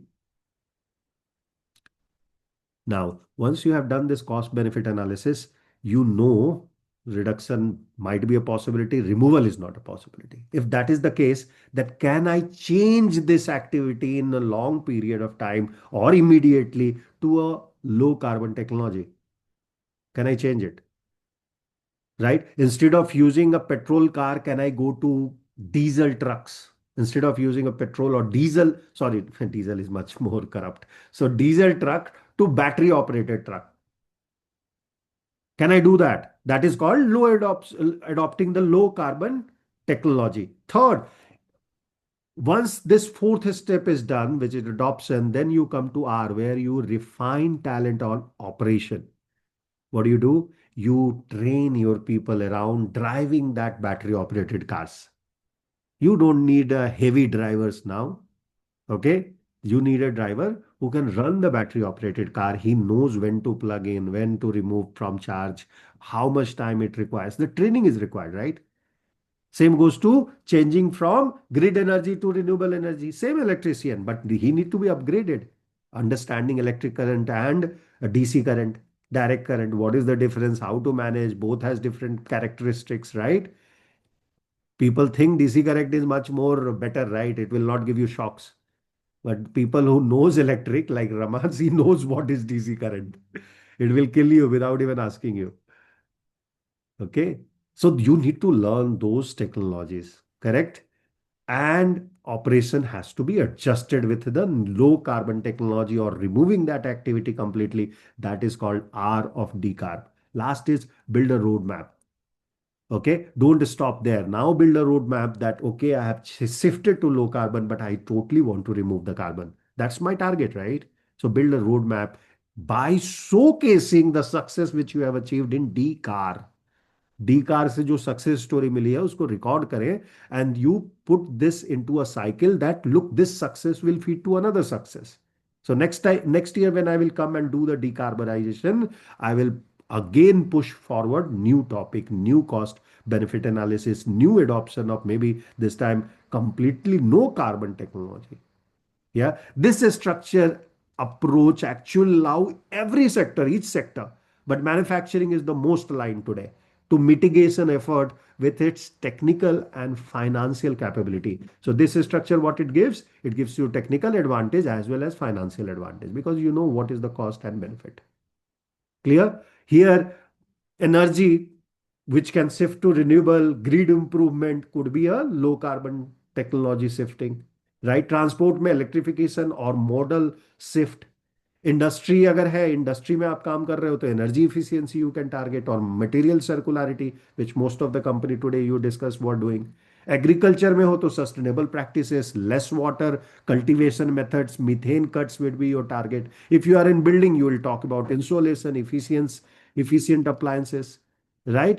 Each sector applies the decarb model but uses specific technology and investment levers. That's how it works. सो सारे sector में apply कर सकते हैं. दूसरा जो आपके पास framework है that is called 9R method. अगर 9R मेथड का स्प्रेड देखोगे तो नीचे के तीन, the bottom three, R7, R8 and R9 was already there, but that was a part of linear economy. What was that? Repurpose, recycle and recover, जो हम लोग रीयूज बोलते हैं. You remember right? 3 R's. How many of you remember 3R? बोलो 3R, बोलो कोई. Reduce, reuse, recycle. Absolutely. Now you have changed it to 9. सो नीचे वाला लीनियर इकोनॉमी है, ऊपर में जैसे जाएंगे आपका सर्कुलर कंप्लीट हो जाता है. What is circular economy? Circular economy is nothing but starting with raw material coming into play. The moment raw material comes into play, that raw material should not go out. So you process it, bring it back, process it, bring it back, process it, bring it back. That's what the circular economy is all about. Battery recycling in battery businesses or car businesses is circular economy target, which we saw in the case of Toyota. They were doing it. So R0 in 9R is refuse. Don't even think about anything. Just I don't want to use raw material. Find me alternative. I want to produce clothes, but I don't want to buy cotton. Can you think the imagination what I'm talking here? Is it possible? Yes, it is possible now. People have developed clothes which doesn't need cotton and it doesn't need chemicals as well. It means you can say you need resins then. Absolutely not. They are finding bamboo pulp to replace cotton. They are finding other alternatives which is completely sustainable. There is one I am forgetting which is completely tissue based. It's proper cloth. It was on fashion show. Somebody has shown now that it works and it doesn't become transparent as well. People are worried that it become transparent. You never know. No, it doesn't become transparent. Okay, so that is the refusal of your raw material consumption. That's the step number one. Second, rethink. Think the process itself completely. Can I bring something which requires least amount of wastage? So ऐसा cloth आ जाए जो automatically उसी shape में आए जो shape मुझे चाहिए. 3D printing can be done. If you are not using, cotton, you are not making, क्या बोलते हैं उसको? The plain sheets which comes, right? Which you need to cut. That's the best solution. You bring everything 3D printed. So that is the rethinking. I'm just giving example. Rethinking could be thousands of other things. Okay, this is one example. Second is reduce. End game is reduce. Today, Germany has developed technology which world is using, which is laser precision cutting technology, right? We are using it. It's very common now. Everybody, every Tom, Dick, and Harry is using laser based cutting system in textile. Least amount of patches are coming out of cloth. Okay, least amount of even sewing is required. So that is how you need to think. First three is basically means you have to consider the product use and manufacturing processes in a way which is sustainable in nature. Clear? That's the first part, the purple part. Then comes the orange part. What in orange part is covered? That you have to look into designing and extending the life of product. You design in a way that life of product increases. However, people say it's a controversy. From day one, tube light were designed to be there for 200 years. And there is one light which is still there, developed by Thomas Alva Edison. Yeah, it's still running without getting fused. But then we brought tungsten, make a fuse based, a use based lighting system that after certain uses, it will fail. Clear? After certain uses, it will fail. Earlier, it was not. When they developed the lighting technology, he did 40,000 iterations. So one of those iterations was so successful that investor came and told him, and he was himself investor and inventor, both. Okay, he was not a noble inventor like Tesla. Tesla was a noble inventor who said that you don't need to put wires all across India and Pakistan and China. You can directly beam electricity to every houses. And that is what is happening today. Tesla motor founder has already found out that way that you can beam in everybody like you get Wi-Fi.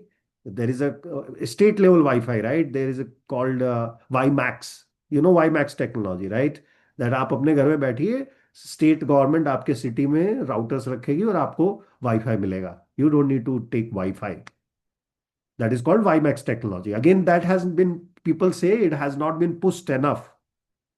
है, हम आपको आता है message आएगा कि आप airport में हैं तो you need to if you have taken Airtel का package automatically you get connected to that WiMAX. But it can be done throughout the city. You don't need anything. You don't need so many towers. Similarly, Tesla has satellite technology is exactly same, right? They are beaming you your connection and much faster.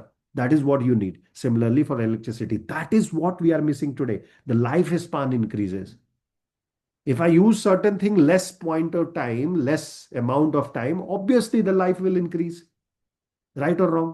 Life will increase if I am not using it. Mechanical uses reduces the life, right or wrong? Mechanical use will reduce the life or electrical use will use the life because certain point means certain time only you can pass the current through this. But quantum technology will change that fundamental. So just wait for it. It is already happening at granular level. Automatically it will come to light. And this time nobody will stop. Even capitalists will not try to do it because they have a different direction to take. Whole economy is changing, right? Just imagine if AI is doing work for you, like ChatGPT is helping you, you think you are required? Means you can make that decision कि my bot will work or I should work or my robot should work. You can make that decision, right? Once you will make that decision, economy will change. And hence capitalists this time will allow you to use as much as you want to use. Come to them to take the Wi-Fi, come to them to take the energy. Energy will be the only currency. You heard that, right? Nitin Kamath has said that. Nitin Kamath and Elon Musk discussion, they came up with this point as well, that only energy will be traded in terms of Bitcoin, in terms of currency, everything will go off. Only energy will be traded. If you have energy, you have everything. Today, just imagine, Namita, your electricity goes. You have invested so much in this class. Will you be able to attend this class? Loss of money or not? केवल electricity चल गई आपके घर की या laptop में charge नहीं है and you are unable to charge it. Are you getting my point? So that economy is what we are talking about reusing. Yeah, मैं स्केयर नहीं कर रहा हूं, but these are the facts of market. You should get used to it. इसका मतलब ये नहीं है कि पूरा इकोनॉमी कोलैप्स होगा. It will change the shape. Now, fourth is repair. Fourth is repair. Right of repair in Europe has been implemented. Have you heard that? Right of repair. Companies like Apple and Samsung, they were not letting people open their mobile. There is nothing to open their mobile. है ना? Government of European Union has brought right to repair. Now India has also brought in Indian Charter. Okay, right to repair has to be there. That's why they are making same USB everywhere. Have you seen? They have changed from A connection to C connection. Apple has done recently in India as well. Okay, earlier they were declining India. No, no, no. India doesn't need it. Why we need it? Because of the repair. So you have to give a chance to repair, which a lot of people think it's a cost to them. Now, fifth one is refurbish. You have to have a chance to refurbish as well. Okay. the economy has changed so much so that we buy certain things which we don't want to refurbish. Correct? That's the culture. We don't want to refurbish. We want to buy and throw. That's what we wanted. Even pen in my young age was there that you use it and throw it. You can't refill. How many of you use that? Still, it comes, right? Those pens which doesn't have a refilling capacity. That is the problem of market. We need to change it. Then comes remanufacture. So there has to be opportunity for remanufacturing completely. So there will be one stage where refurbishing will not work, repair will not work, reuse you can't do. So you need to remanufacture at that point in time and again make it in use. Right? It's a circular, right? You want to bring that back. You do not want to bring new raw material.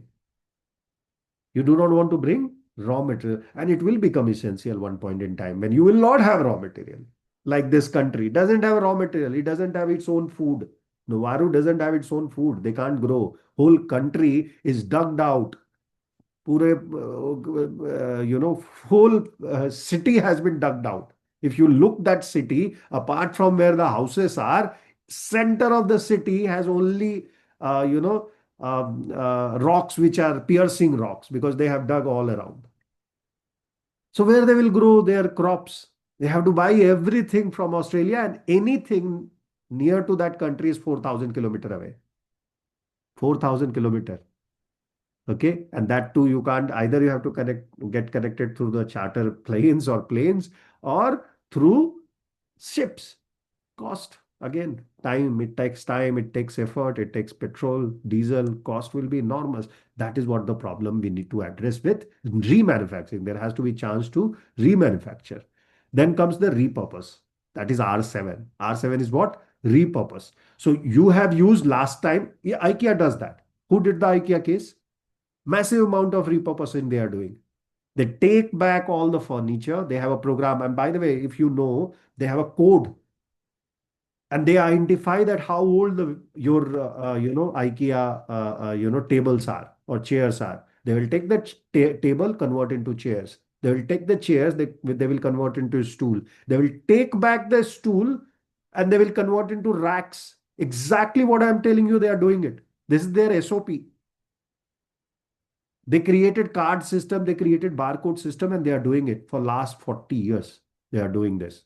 So they are committed. This is how the commitment shows, right? And that is what 9R is all about. Recycle and recover is anyway, you know that. You don't let even the landfill to get filled.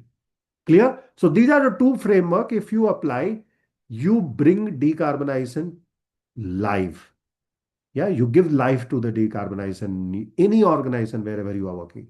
Now, anybody ask you tomorrow, you have principle, you have a layer of strategy construction, and you have two different methods to apply them. Are you not capable to now start doing your own strategies? Say yes. At least say yes. हाँ कर सकते हैं, try करेंगे at least. We can try. Say yes. Yeah. Yes, definitely. आपका सारा घर वालों को परेशान होने से क्या हो गया, यस यस क्या करने लगे ये लोग. Okay, now take a screenshot. Going forward, I'm not going to waste too much time. I will take one sector, and then there are 6-7 sector. Take a screenshot. It is available through SBTI. And always remember, in any sector, this is energy sector, one of the most polluting sector, which has 40 to 65% of the global emission today is coming because of the energy. How much? 40 to 65. On an average, people say it's around 45 to 47%. Depending on the country, depending on the matrix they are using. Now, I can't say Costa Rica. Costa Rica has 60% coming from, 50% coming from geothermal. So that is exceptional countries. But most of the countries, including India, China, US, China is also shifting massively. Okay, but energy consumption is mostly high, and in global sector it is around 40 to 60%. The graph next to it shows that number. Can you see that graph? The circular graph, right?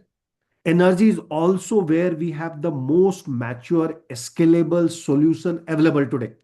Right now, as we speak, let me walk you through the 10-point roadmap on your screen, and this is the only one I will cover. After that, you have to take a screenshot that what all you can use, what all different methods you can advise your discom. So you are tomorrow meeting some, a discom guy, the guy who does come and check your meter, and you can tell him. He will think you are mad, but we can tell him that look, go and tell your discom. First, you set a clear net targets. He will say, you gone idiot. I don't know what is net zero target. Right? We can guide him. This is how preaching can be done. This is how we can create a cult in net zero, right?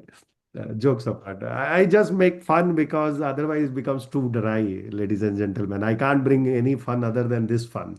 Okay, it's too dry. But to make it little fluid, we need to take it in different contexts. So first one, set clear net zero targets, right? Estimate your baselines, your national ambitions, right? Not vague commitments. Be specific, measurable, and science aligned goals which ties to your nationally determined contribution, NDC. Can we do that? Yes, obviously we can do that.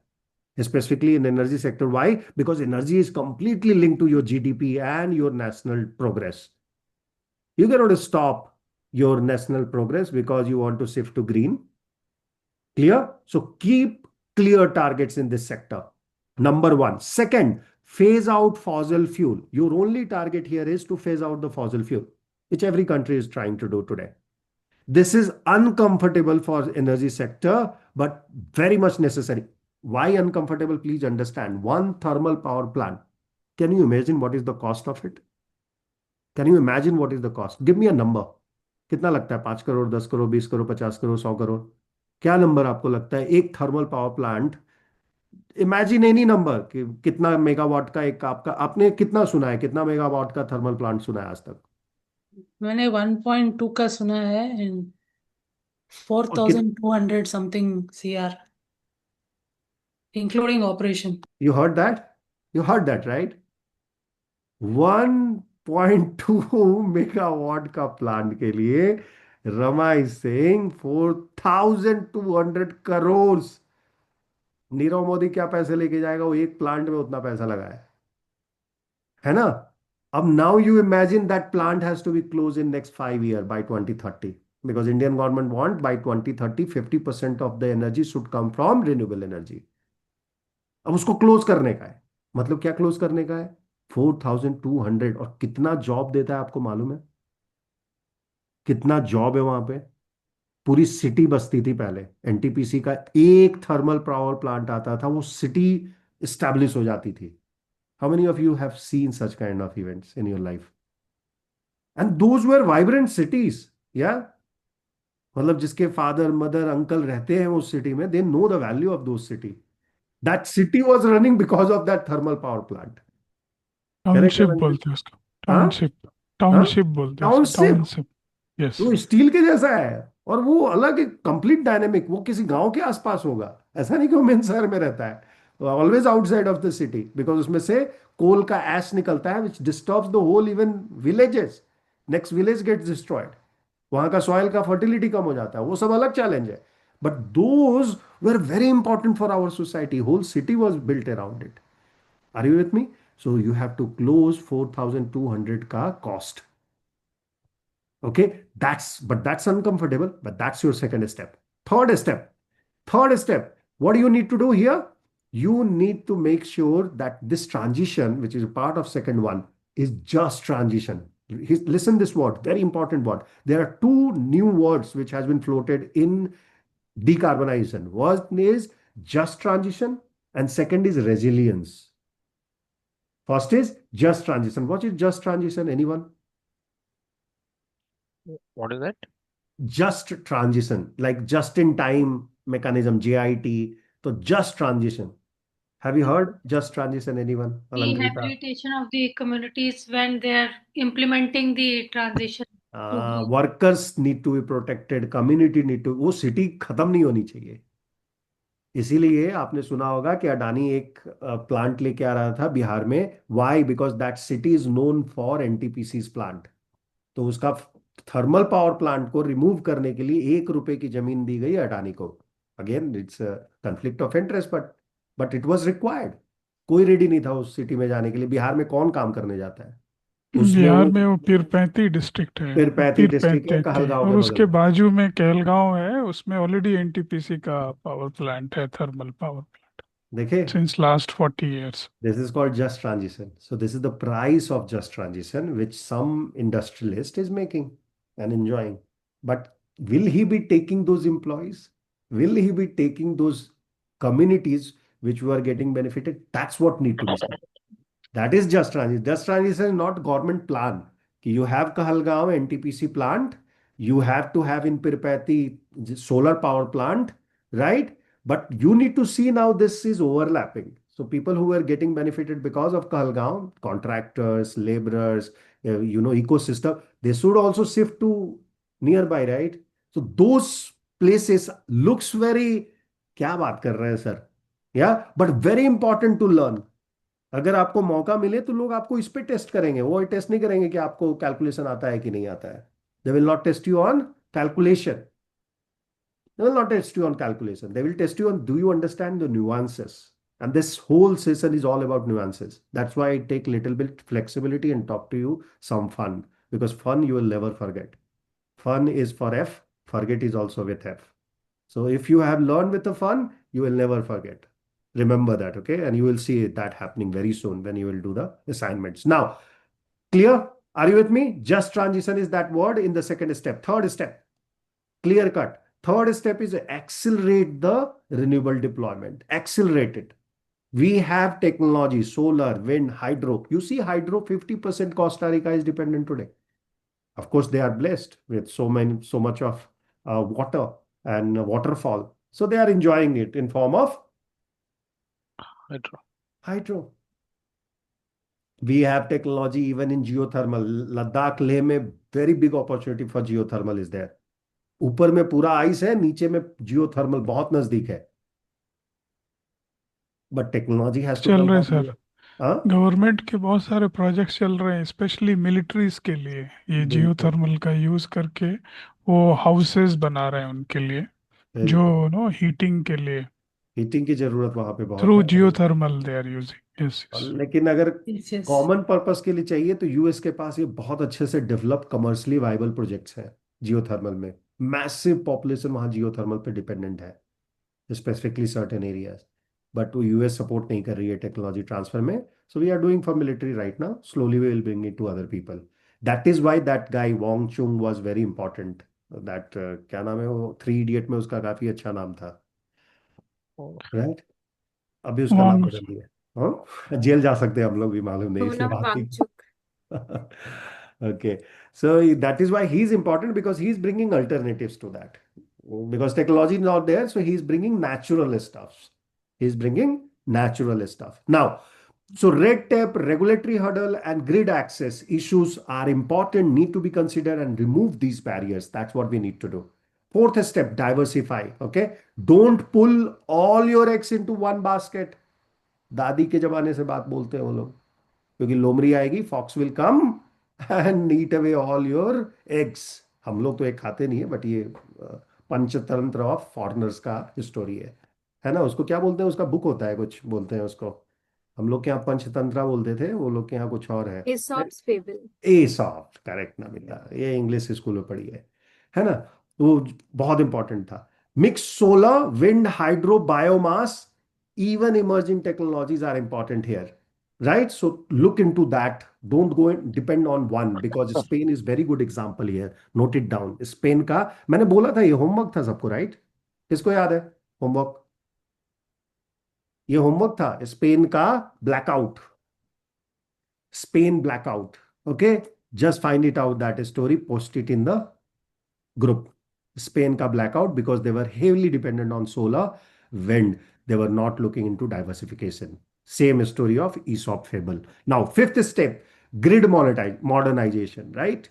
Grid modernization is the fifth step in energy diversification. You can't run 21st century energy system on 20th century infrastructure. So you need to change the wires. Have you seen nowadays even 10,000 volt wires are getting covered? Have you seen that happening? Right? उस पे birds नहीं मरते हैं, लेकिन there are chances it impacts the ecosystem. So that infrastructure also need to be changed. And when we are talking about shifting to solar, and that solar power has to be transferred from one place to other, impossible. Why? वो 10,000 के लिए रमा जी से पूछो, वो बोलेंगे 20,000 का volt दिया जाता है इनिशियली, तब वो पास होता है उस लाइन से. Then they keep on reducing, breaker लगा के उसको रिड्यूस कर करके 10,000 लाई जाती है, लेकिन उसमें initial power is very heavy requirement. Are you with me? So grid monetization is also required, because solar में तो उतना पावर ही नहीं है. Correct? So Yeah, that is, correct. Sorry. Yeah. Yeah, it's correct because So, solar generate 800 volts. Then it is converted into 33 kV. Then again a step up transformer. It converts that 33 into 220 kV, and then it goes to the grid 220 kV. Can you imagine that? Right, इसीलिए 20 to 40% का energy loss है. And just imagine tomorrow you will have nuclear SMR all across India, because that is the only way you can have mixed energy with renewable. Only way you can have is through renewable. So one side you need heavy mechanism which will be a step down mechanism. SMR से आएगा तो वहां तो बहुत energy produce होगी ना, उसको control करने का है. और दूसरी जगह आपका ये 800 से 32 से to whatever number he is telling you, he has done research, I have not. Okay, my job is to just let you know. If that is the case, you need a grid which can control both. Innovation चाहिए, और यहाँ पे deep pocketed लोग की जरूरत है with innovation, like Toyota, who can put $37 trillion, $27 trillion for 27.1 million vehicle to put on road. कितना simple equation है? 27.1 million PEVs, BEVs, whatever, electric induced vehicle. They never say electric vehicle. They say electric. You read that what she said. They will never say electric vehicle. Sorry, somebody wants to speak. Or it's me only who is raising Uh, hand. Sir, Right. I had read this Spain blackout, and there, like whatever I read, it was mentioned that this happened because the infrastructure was not modern, because some voltage fluctuation happened, and the solar plants, I mean, in response, they just saw it and they switched off because they were not Yeah, because it kind was of. not able to carry. There was a Uh, fluctuation. yeah, sir, I will explain. Please, please. Actually, what is the issue in the big problem in the grid failure? Spain was the major one, and Spain has got more solar powers. In this all this modernization, this grid stabilization, because grid is a very important aspect of the any solar energy. And what happened, there is a technology still today it is developing for the demand controller, that is called a demand controller. So to control the demand, because end of the day solar is going down and again the main plant has to take up, in between any fault comes, okay, that period 4 to evening 4 to 5 is very critical for the grid. So it happened in between somewhere, and that demand controller, that is called as a power controller, got something, and whole electricity goes back to back, that fault generated, and it goes back to back tripping, and it's gone. This is what I read, sir, Yeah, actually. yeah. It had a problem of, Demand. because solar energy has a different capacity compared to any other energy. They were Yep, relying heavily on solar.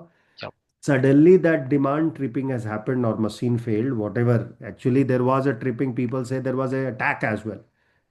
And that attack, if it could have happened, Turkey में हमेशा attack हो रहा था, Iran में हुआ है, yes yes yes, एक right? बार उसकी वजह से भी हुआ है, अटैक हुआ है, एब्सोल्युटली. तो पावर वॉश आउट हो लेकिन गया. वो शॉर्ट टर्म के दूसरी लिए बार, होता है. हाँ शॉर्ट दीज टर्म पीपल था, were yes. Able to recover.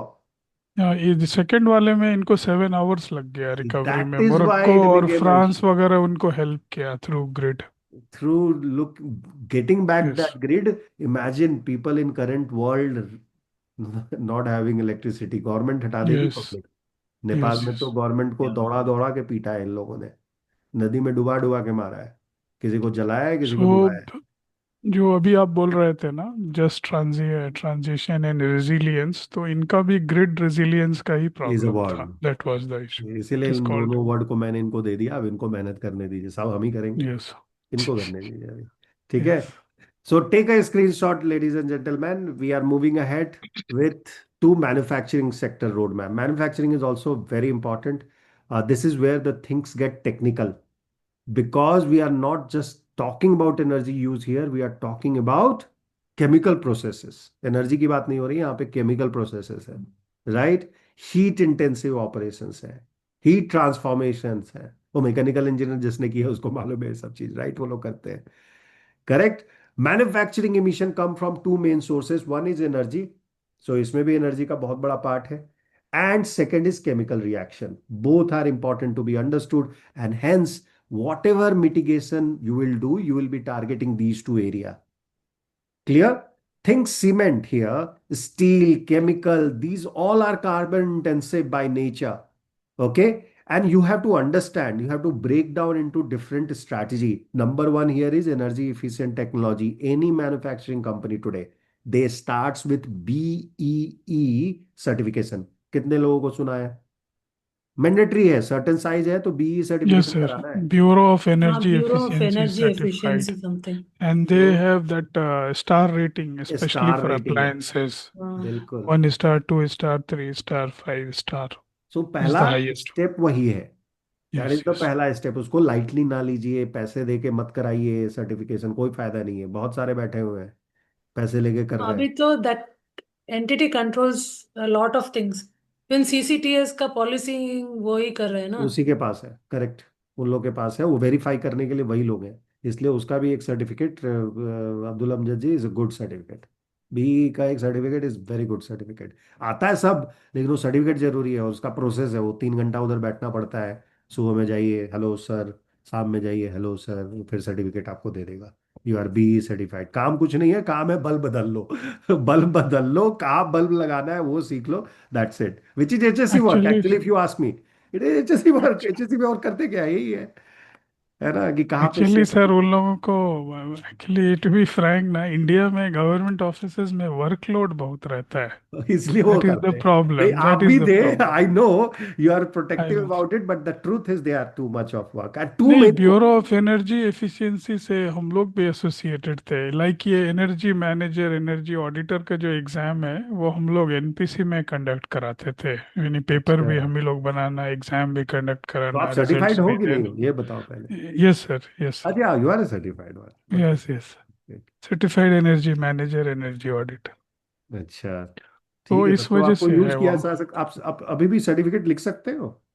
हाँ सर, डन डन लिख डन. सकते हैं मतलब मतलब यू वो कैन लोग गिव इशू द करते हैं. सर्टिफिकेट. ऑफ हाँ, कोर्स नो, उसमें वो काम भी लोग करना इशू पड़ता करते हैं, वो लोग इशू करते हैं. एग्जाम होता है, है. Okay okay okay. उसके बाद पास करने नहीं, हम बट लोगों के यू आर ज़माने में ऑडिटर राइट? इंटरव्यू भी होता. हाँ, यू दोनों, are energy auditors. Auditor, energy manager, उसके 3 पेपर होते हैं.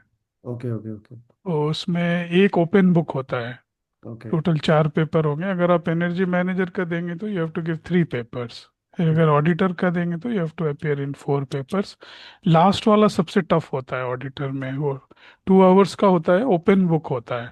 फिर फिर भी लोग भी फेल आदमी करते हैं. उसमें फेल फेल करता है, करते हैं. क्योंकि वो ना ऑन साइट बेस्ड स्टोरीज रहते हैं एक्सपीरियंस उसमें. है, केस स्टडी है basically. Yes, case study based रहता चलो बढ़िया है. सो somebody is there who can help us there. Okay, people take a open book screenshot. में अभी ओपन कंप्यूटर देते हैं नहीं देते हैं.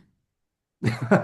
ओपन अच्छा बुक सब. में से ओपन बुक है वो, उनका अपना बुक मैनुअल होता है. जब अच्छा. आप रजिस्ट्रेशन करेंगे तो they will send you by post. वो बुक लेके आप आ सकते हो. उसमें भी कुछ लिखा हुआ नहीं रहना चाहिए बुक में, अदरवाइज वो they will not allow you to use that book. But it is very Okay. well designed by some German scientists. So that book is very, like a Bible for energy management. So even it is soft copy is also available in the V website. If somebody wants, they can download. It's very useful manual. 4 books. Okay, डाल दीजिएगा group में फिर. Let people enjoy that. Okay, now transportation is another sector and this is fascinating. Transportation is fascinating. You just saw the Toyota case, right? Different type of combinations are available. PHEV, BEV, battery operated है. कोई वो जो plug बोला ना उसने, that battery plug. How many of you understood battery plug क्या है? तो अगर बैटरी आपका फेल कर रहा है तो आप पेट्रोल पे जा सकते हो, सीएनजी पे जा सकते हो, दैट ऑप्शन। Okay, clear. तो उसको हम लोग बैटरी प्लग बोल सकते हैं, पीएचईवी बोलते हैं। सो डिफरेंट नेम्स है, चीज एक ही है। और एक उसने बताया फ्यूल बेस्ड, राइट। फ्यूल क्या बोला, फ्यूल क्या बोला, लास्ट वाला राइट हैंड साइड पे था। Fuel cell, fuel cell cell cell technology, cell cell cell based. Technology. That is mostly hydrogen है, मतलब सेल पे जाके उस पे एक्टिविटी करनी है। So this is fascinating, okay, because this solutions are visible, you can see those on roads today, right. So every electric bus, every metro line, every bike lane, you can see the change happening in your city. So you can relate with it. And this is the easiest way to become sustainable. Transportation emission comes from burgeoning for fuel, and it has a huge amount of emission, irrespective of your lifestyle. If you have one petrol car with you today, try to change it in next 3 years. Why? Because 60% of your emission, if you are using it, if you have kept it in, you are in Delhi, you can't use it anyway, your roads are not allowing you, then you are lucky. But if you are using it, 60% of your energy is coming from there. Then comes the LPG, then comes the other things. Okay. So look into that aspect. Now, car, trucks, buses, trains, ships, planes, everything. And the solution is multimodal. Don't use one. Use a combination. So up to certain places, you go with battery bus. Once that bus, electric bus is done, then take metro. If you use metro, then take a flight which doesn't have, jet fuel. Yeah, that flight is which flight? Indigo flight. Never fly. So no jet fuel used. So that's the flight you should take. Now, take a screenshot of that. Next one is building decarbonization. Most important. Building is a silent giant. It's a silent giant. You think there is no emission happening, and all the time there is emission happening from your building. And I'm not talking about lights and tube lights here. I'm talking about the process emission a building does. Okay? We don't think about them. Why? Because our windows are closed. Lightning coming to your room is so important, and we have just removed it from our society. पहले कोई घर नहीं था जिसमें light अंदर तक ना आती हो। ट्यूबलाइट होते ही नहीं थे, इलेक्ट्रिसिटी ही नहीं थी बहुत सारे घरों में, है ना। आज के दिन में कोई ऐसा घर नहीं मिलेगा जो क्लोज नहीं है, and that brings lot of change in human being. Okay, so building accounts for 40% of global energy demand today. So out of 60% or 40 to 60% average, I told you energy is required, 40% of that is because of your building. Clear? So only tube light is not there, AC is there, fan is there, cooler is there, TV is there, or everything is a part of your building, and that need to be reduced. And here is what gets tricky. Emission come from two major sources here. One is operation emission, heating, cooling, lighting. And second is embodied emission, which I told you, the building, pens, material, construction, all that. Yeah. And here, if you see, it starts with net zero building. You do anything, follow IGBC, BREEAM, or get UGBC certified. BREEAM is UK. In India, a lot of banks does that. IGBC is the easiest one. Everybody, try to achieve it. It's very cheap as well. But US GBC, which is lead certification, is the costliest in India today. Okay. It takes anywhere between 25 lakhs to 1 crore minimum, and consultant gets percentage of it, so you will be rich. That's why a lot of architect has shifted to these standards now, even though they don't want to do sustainable buildings, but they are doing because there is a good money here. So they will make 5 crores in designing one building, and they will get an additional 1 to 2 crore just to make it sustainable. Are you getting? Yeah. 20-25% immediately they will get, because they are getting them certification. कुछ करना नहीं है, केवल उनको बोलना है कि don't use paint, use चूना, नॉट चूना, इवन गोबर, या पेंट इट विद गोबर. Best, by the way, that I'm not joking. There are solutions like this. They have gone to that Mysore Yeah. tile. How many of you know Mysore tiles? Yes, yes.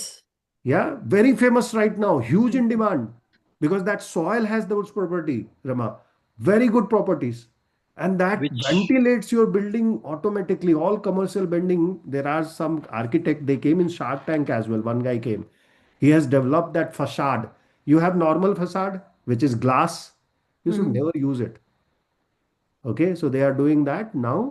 Masur, not Masur, a soil-based Um, filtration system. Actually, there's even paint and that what is it called? Roof के लिए, rooftop के हाँ लिए solar दोनों reflective index paint होता है जो sunlight को रिफ्लेक्ट करता है, तो आपका घर कूल रहेगा उसकी वजह से ना। करना वॉल चाहिए। वगैरह जो है वो पेंट एब्जॉर्ब नहीं करेगा हीट। ब्लैक वाला करना नहीं चाहिए। Yes. If time permits, we will talk about that AC का story, the history of AC air conditioner. बहुत अच्छी story है. Okay. Or if you guys find it out, there are several one YouTube guy came videos. up with a method of putting pots in between two layers, something. Correct. So what That's was another way. AC another block, way. Yeah, AC AC block is block भी helpful. बोलते हैं। और छत पे हम लोग जो cup पीते थे ना, मिट्टी का कप Yeah, चाय, yeah. वो Yes, भी उसको रूफ तोड़ में के डालते हैं कूलिंग के लिए। ऐसे कूलिंग। नहीं, उसको उल्टा रख देते हैं पूरा सीरीज में छत पे, फिर अच्छा। उसके ऊपर कंक्रीट डालते हैं, तो हाँ. उससे कूलिंग रहता है। So building clear. Next is agriculture. Agriculture and land use. ALFOU. That's the signature, or LLFU. That's the nomenclature which people use. Land use and agriculture is another sector which is too heavy, and we just learned from Costa Rica case study that how you can convert that. Clear? So these were most important part. We will not be doing any projects now. We will be directly doing tomorrow one study, one debate, role play exercise. All right, we will do this. Sustainability, you are now sustainability champion. Why? Because you know how to calculate 1, 2, 3. Of course, there is some hiccups which we will address on Saturday. But we have covered a lot now.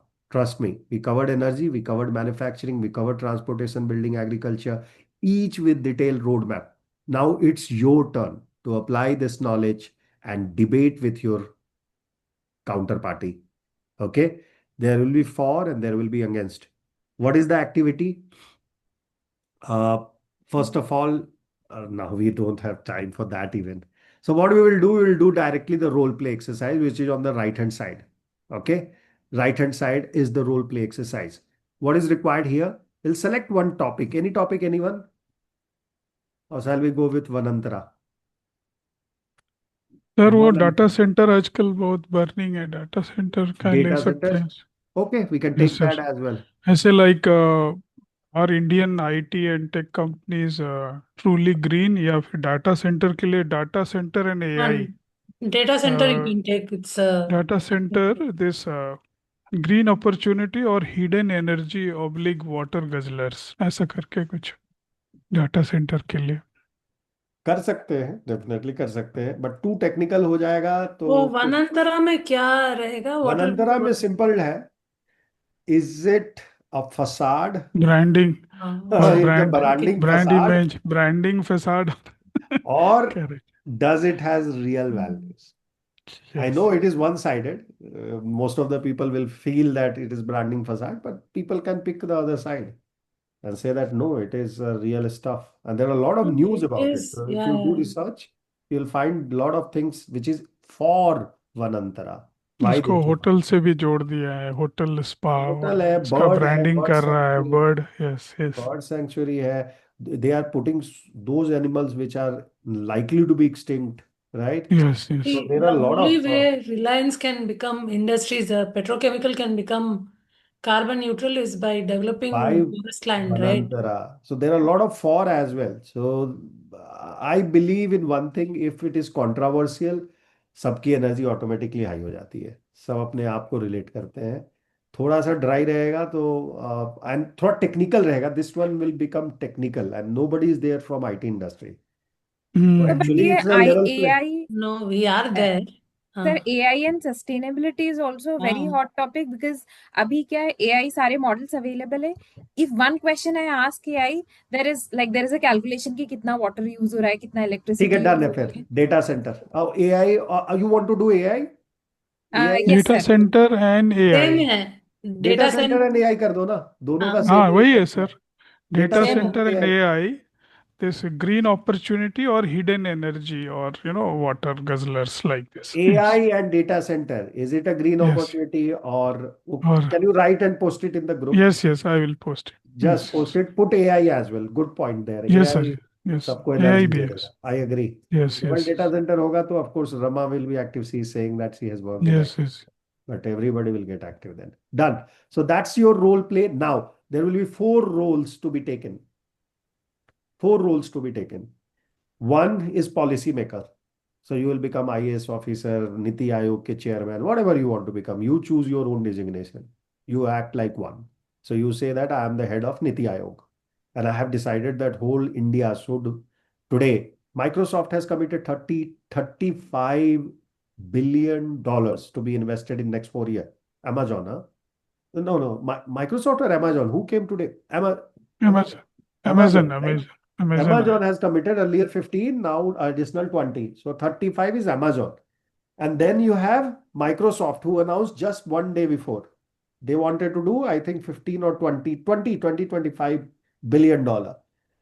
So you are a policymaker. Your job is to bring these guys and get Modi ji appreciation, because Modi ji will stand with that guy, take a photograph. It will be front page photograph. So your promotion is likely to happen.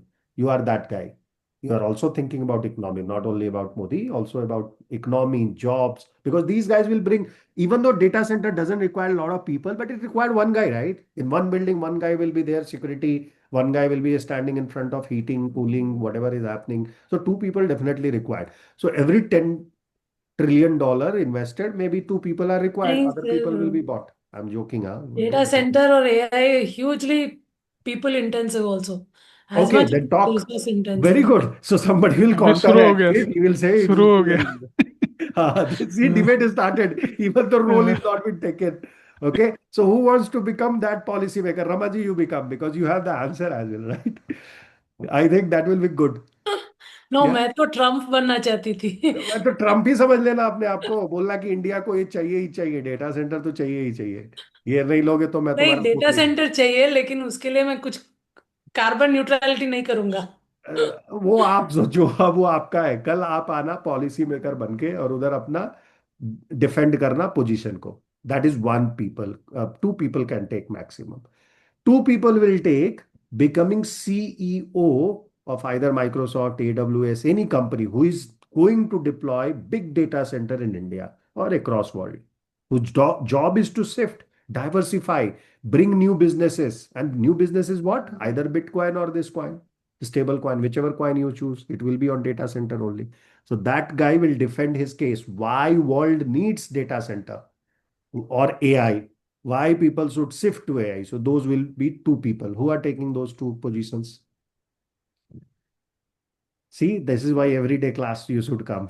If you don't come, you don't get the better position. Alankrita is taking. So she is one CEO. Second CEO, she is the CEO of whichever company they select. Second CEO, I need two people. Okay. So second people, somebody will choose. This is the one position vacant. So please write it down which position is vacant, and we will give that option to people who has not come. Now, third role will be, which will be, what will be third role in this situation? Data center में third role कौन कर सकता है? Environmentalist. The guy who doesn't want data center in new city which is getting developed in Vizag. यार नया city बना रहा हूँ और तुम लोग केवल यहाँ पे racks and racks of robots रखोगे? यार आदमी रखो, मेरे को लोगों से मिलना है, हैंडशेक करना है। मैं इन्वायरमेंटलिस्ट हूँ। झोला लेके आऊंगा कल, या एक झोला होगा हमारे पास खादी का, एक ड्रेस होगा खादी का, and I will protest, right? So somebody so now somebody has to take that. Two people can take that. And what I have seen in past, these guys always has a better point to talk. In sustainability, they have upper hand.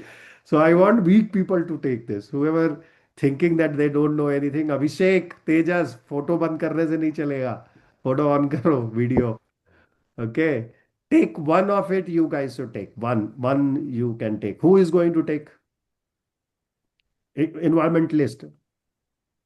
Tejas, आप ले रहे हो? Okay, Tejas is taking.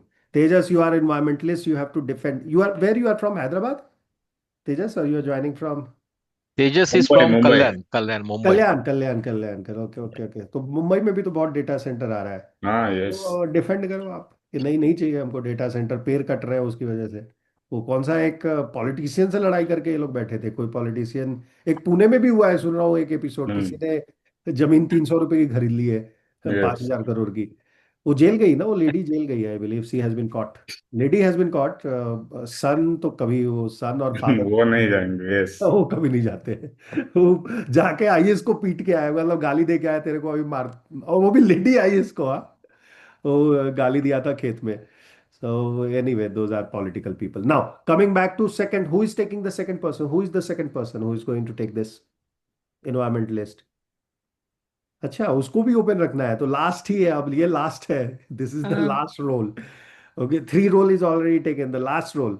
Abdul Amjad ji, which will be the last role? What do you think, environmentalist के अलावा किसको रख सकते हैं वहां पे? एक हो गया CEO of the data centre, एक हो गया environmentalist who doesn't want data centre, one will be policy maker who will Policy do the, maker. Yeah. yeah, the fourth person, which is very critical in this area, I am waiting employee. for others who don't stick to Employee, मतलब अरे मैं बता रहा हूँ ना, employee who wants a job, a sustainability professional who is ready with all his skill, GHG, decarbonization, all his skill. Nobody is giving him job. अब ये आएगा तो जॉब लेने वाला है कि जॉब देने वाला है, और एम्प्लॉय डिसाइड करेगा. सो employ will have his own case to defend and fight for. Who is going to become that employ who is suffering because of these AI, because of these sustainability, because of this all sides? They are the only one who is suffering. And the data center, which doesn't require any people, or maybe require thousands of people, I don't know. Who will take employee? Abhishek, Abhishek camera light white सब बंद करके वो बैठ गया है, मुझे नहीं चाहिए. Sir Become the employee. Okay, let other choose it now. So at least five people have been settled. Other five people have to choose one side tomorrow based on their preparation, and they will come prepared. Chetna, then who all are still has not taken? Yeah, Ganesh. Ramaji is policy maker. She is We the have policy. to defend only, right? That we want like that. No, you have to take each either of these four positions and defend or fight. Yeah, whichever Chetna you ji, want. which Sir, You I have will to which take only is these four positions. You have only four positions. policy maker. I will take. Okay, so you and Rama is policy maker, done. Because Ganesh. जिसने no, भी आपको ज्यादा परेशान किया वो role ले लीजिए. and now we have to. So one has to be for, and the other has to be against, like that. No. You can take whichever side you want to take. Yes. You have to protect your position. So if you are a Oh, policy maker, people will blame you why you are allowing it. Environmentalist बोल देगा ना कि आपने subsidy दिया इसीलिए तो वो लोग आ रहे हैं ना. वो आते ही नहीं, आप सब्सिडी नहीं देते, उनको चार्ज करो डबल. उनको फ्री में लैंड दे रहे हो, उनको फ्री में इलेक्ट्रिसिटी दे रहे हो, बोल रहे हो कि तुमको मैं रिन्यूएबल एनर्जी भी दे दूंगा. क्या चल रहा है? तो आपको बोलना है कि रिन्यूएबल एनर्जी देना मेरा राइट है, इसीलिए तो मैं सस्टेनेबल बना रही हूँ. Blah blah blah, whatever you want. right. Yeah, yeah. So you can change. You have to defend your role. You need not to be for or against. You have to defend your role. Whatever you are doing is right. Namita, कौन सा Then ले रहे हैं? I will take this another CEO role. CEO. So two CEOs is final. One CEO was who? Namita, I believe. Mm. Namita is one, and second Alankrita one and is I am Namita. Alankrita. Alankrita and Namita. Okay. So two data center CEOs. Hmm. Ganesh, what you are taking? So I will support Tejas, environmental. Environmental. So you want to take the strong position. Okay, fine. Last but not least, so whoever is left will take employee, right? Or still, if somebody wants to take another position, they can take. But one more employee we need. Okay. So Abdul Amjad ji, please Prasanna write the topic. Say that Prasanna है ना sir, Prasanna बाकी अभी employee उसको दे भारत देगा, भी, वो fight भी कर लेगा. Prasanna Bharat. Bharat is also Correct. there. Yeah. Let them choose. Let them choose whichever. Just tell them और that these are the Abhishek position people have वो already भी है taken. ना, एक और है ना, हाँ, एक अभिषेक और है, है, दो और है. अच्छा कपूर, कपूर कपूर है, कपूर विशेष कपूर है, और एक और है. Yes yes. बहुत लोग हैं, एक तो आता ही नहीं है. वो पहला दिन आया था, हेलो बोला, अपना नाम और पता बताया, उसके बाद वो अपने घर ही चला गया. So anyway, doesn't matter. You just put it. These are the people who have taken yes the position. These are the blank position you have to take, and then one person yes can be extra, not a problem. Thank you very much, yes yes. everyone. We extended the okay class, but I think everybody So, enjoyed. so I had two quick questions. Need not Okay. answer today, but I just wanted to Yeah, share. please. So, firstly, in today's task, जो case बनाना था, I felt that I was very inefficient. मतलब मैंने Why? बहुत time डाला, but उसका outcome नहीं निकला. सो I wanted to understand कि इस तरह के टास्क को how do you do efficiently, मतलब क्या प्रोसेस करते हैं? सो सिंपल प्रोसेस है इसका। इसका पहला तो आप जान लो कि ये एक दिन में कभी काम नहीं होता है। वो आपको राइट। इसलिए एक दिन में दिया गया है कि आप उसका प्रेशर लो, क्योंकि ये सब काम आपको होमवर्क लगता है, तो आप तो ऐसे ही प्रेशर नहीं लेते हो।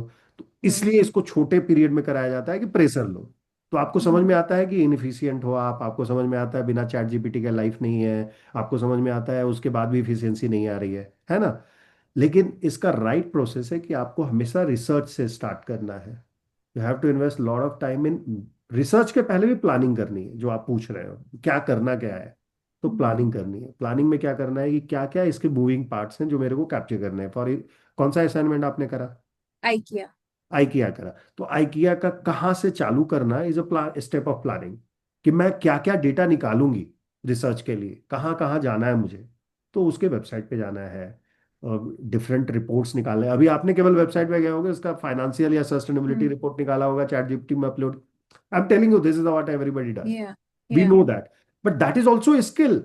If you are stuck with 1 hour timeline by your CEO called you that I am going to meet some investor, he needs me to tell him that why I need to do this initiative. What will you do? You will go 10 company, download their sustainability report, उनके सारे या peer के पास जाओगे, उनके सारे data निकालोगे, बोलोगे sir इनका ये स्कीम था, ये इसका आउटपुट था, आप जाके पिच करिए कि यही हमको करना है। Are you getting my point? That will be 1 hour. He will not give you years. He will think you know. You are working in this segment, sustainability में, you know everything. इसलिए हमने इसको शॉर्ट पीरियड में दिया है। But that's extreme case. Generally as a consultant you will always get 1 month, 2 week, 4 week का time to create a complete understanding of anybody's, your peer review. This is called peer review, by the way. This is a part of peer review where you are doing for your own company, but you are also looking into your peer that what kind of initiative they are taking and why they are successful. So you will bring that case study to your board of director and tell them that that is why I also want to do it. Okay. Or you can build it from scratch. But once you know how to do it, then only you can build it from scratch, right? And that is why you are being trained now how to look into somebody else's company. So automatically next time you can find a new opportunity and you can build your own what they did. Sir क्या because उन्होंने when I did with chat GPT, एक तो उनके खुद के report में कोई भी ऐसा नेगेटिव पॉइंट नहीं रहता, और चैट जीपीटी नहीं से नहीं, गलत बात है, नहीं गलत बात है, ये आपका सोच गलत है। ये अगर ऐसा है ना तो वो रिपोर्ट ग्रीन वॉशिंग कर रहा है, पहला तो ये समझ लो आप सर फॉर देखो। एग्जांपल आइकिया का फॉर्मल्डिहाइड वाला उनके वेबसाइट पे एक जगह सिर्फ मेंशन है, बहुत छोटा सा। बाकी चैट जीपीटी देता है वो डेटा, विकिपीडिया देता है, पर और कहीं मिल ही नहीं रहा था मुझे फॉर्मल्डिहाइड इसके चाइल्ड लिए रिडक्शन। रिसर्च करना, वही बोल रहा हूं ना कि आपको कंपनी से, उनके रिपोर्ट में है लेकिन उन्होंने हाईलाइट नहीं किया है। ऑफ कोर्स नहीं करेंगे, क्यों करेंगे, उसका कोई यूज ही नहीं है ना। उन्होंने बता दिया फॉर्मल्डिहाइड का एक इश्यू है हमारे पास, that's it. Now your job is to look into other reports which are NGO reports available, which are B Corp reports are there, which are rating agencies reports are there. So you have to go. That is why I'm saying plan. कि केवल website से लेना है क्या? और website पे है, मतलब वो डालते हैं उन पे। आपको लगता है कि लोग छोड़ देते हैं? नहीं। अभी आप नहीं, फिर कहीं से पे छोटा सा रहता है वो, आपको आपको कैच करना है, दैट्स ऑल। एक कल का न्यूज है जो मैं पिछले 3 साल से रिपीट मोड में बताता हूँ सबको फ्री में, अब तो फ्री सेशन में भी बता रहा हूँ। और वो रिपोर्ट है एडिडास का। एडिडास को 2 साल में 3 पेनाल्टी पड़े हैं, चौथा पेनाल्टी लगा। पेनाल्टी यूके में पड़ा। Yes yes. This is the fourth penalty they are getting for their advertisement. जबकि आप समझ रहे हो 4 बार पेनाल्टी, 3 बार उसको पड़ चुकी है, और यूरोप मामूली बात नहीं है, ब्रांड का इम्पैक्ट है। तो they must be doing something right, still they have been caught by UK authority this time. So वो दे नहीं देना मतलब यू विल बी कॉट। आपको आज लग रहा है ना आईकीआई कॉट नहीं हो रहा है, दे आर ऑनेस्ट, ये सब धरे के धरे रह जाएंगे सारे good initiative. Nobody will look, you make one mistake, we are grown up Namita, you know that. You do thousand of good thing for your company. Company ने एक चीज देखी कि आप टाइम पे एक दिन नहीं आए, जिस दिन बोर्ड मीटिंग हो रही थी, आपको उस दिन फायर कर देगी। पूछेगी क्या आपसे कि आपका तबीयत खराब था? सारा आपका good work will be kept aside. और ये मैं बोल रहा हूँ 10 साल 20 साल लोग जो काम करते हैं उनके साथ होता है, हम लोग तो अभी 5 साल 10 साल का एक्सपीरियंस है ना। So always remember this, that one bad stuff, which is even though you are writing very minutely, it will be caught. Okay. So what we need to do to identify such kind of initiative, look into different side of report. We are doing, analysis, right? So analysis बहुत important है। और मैं ये नहीं बोल रहा हूँ chat GPT नहीं कर रही है या जेमिनाई नहीं कर रहा है, वो भी 50 डॉक्यूमेंट को जाके देखते हैं, लेकिन आपको प्रॉम्प्ट देना होगा। What is the prompt? Tell me what worked and what did not work for them, that's it.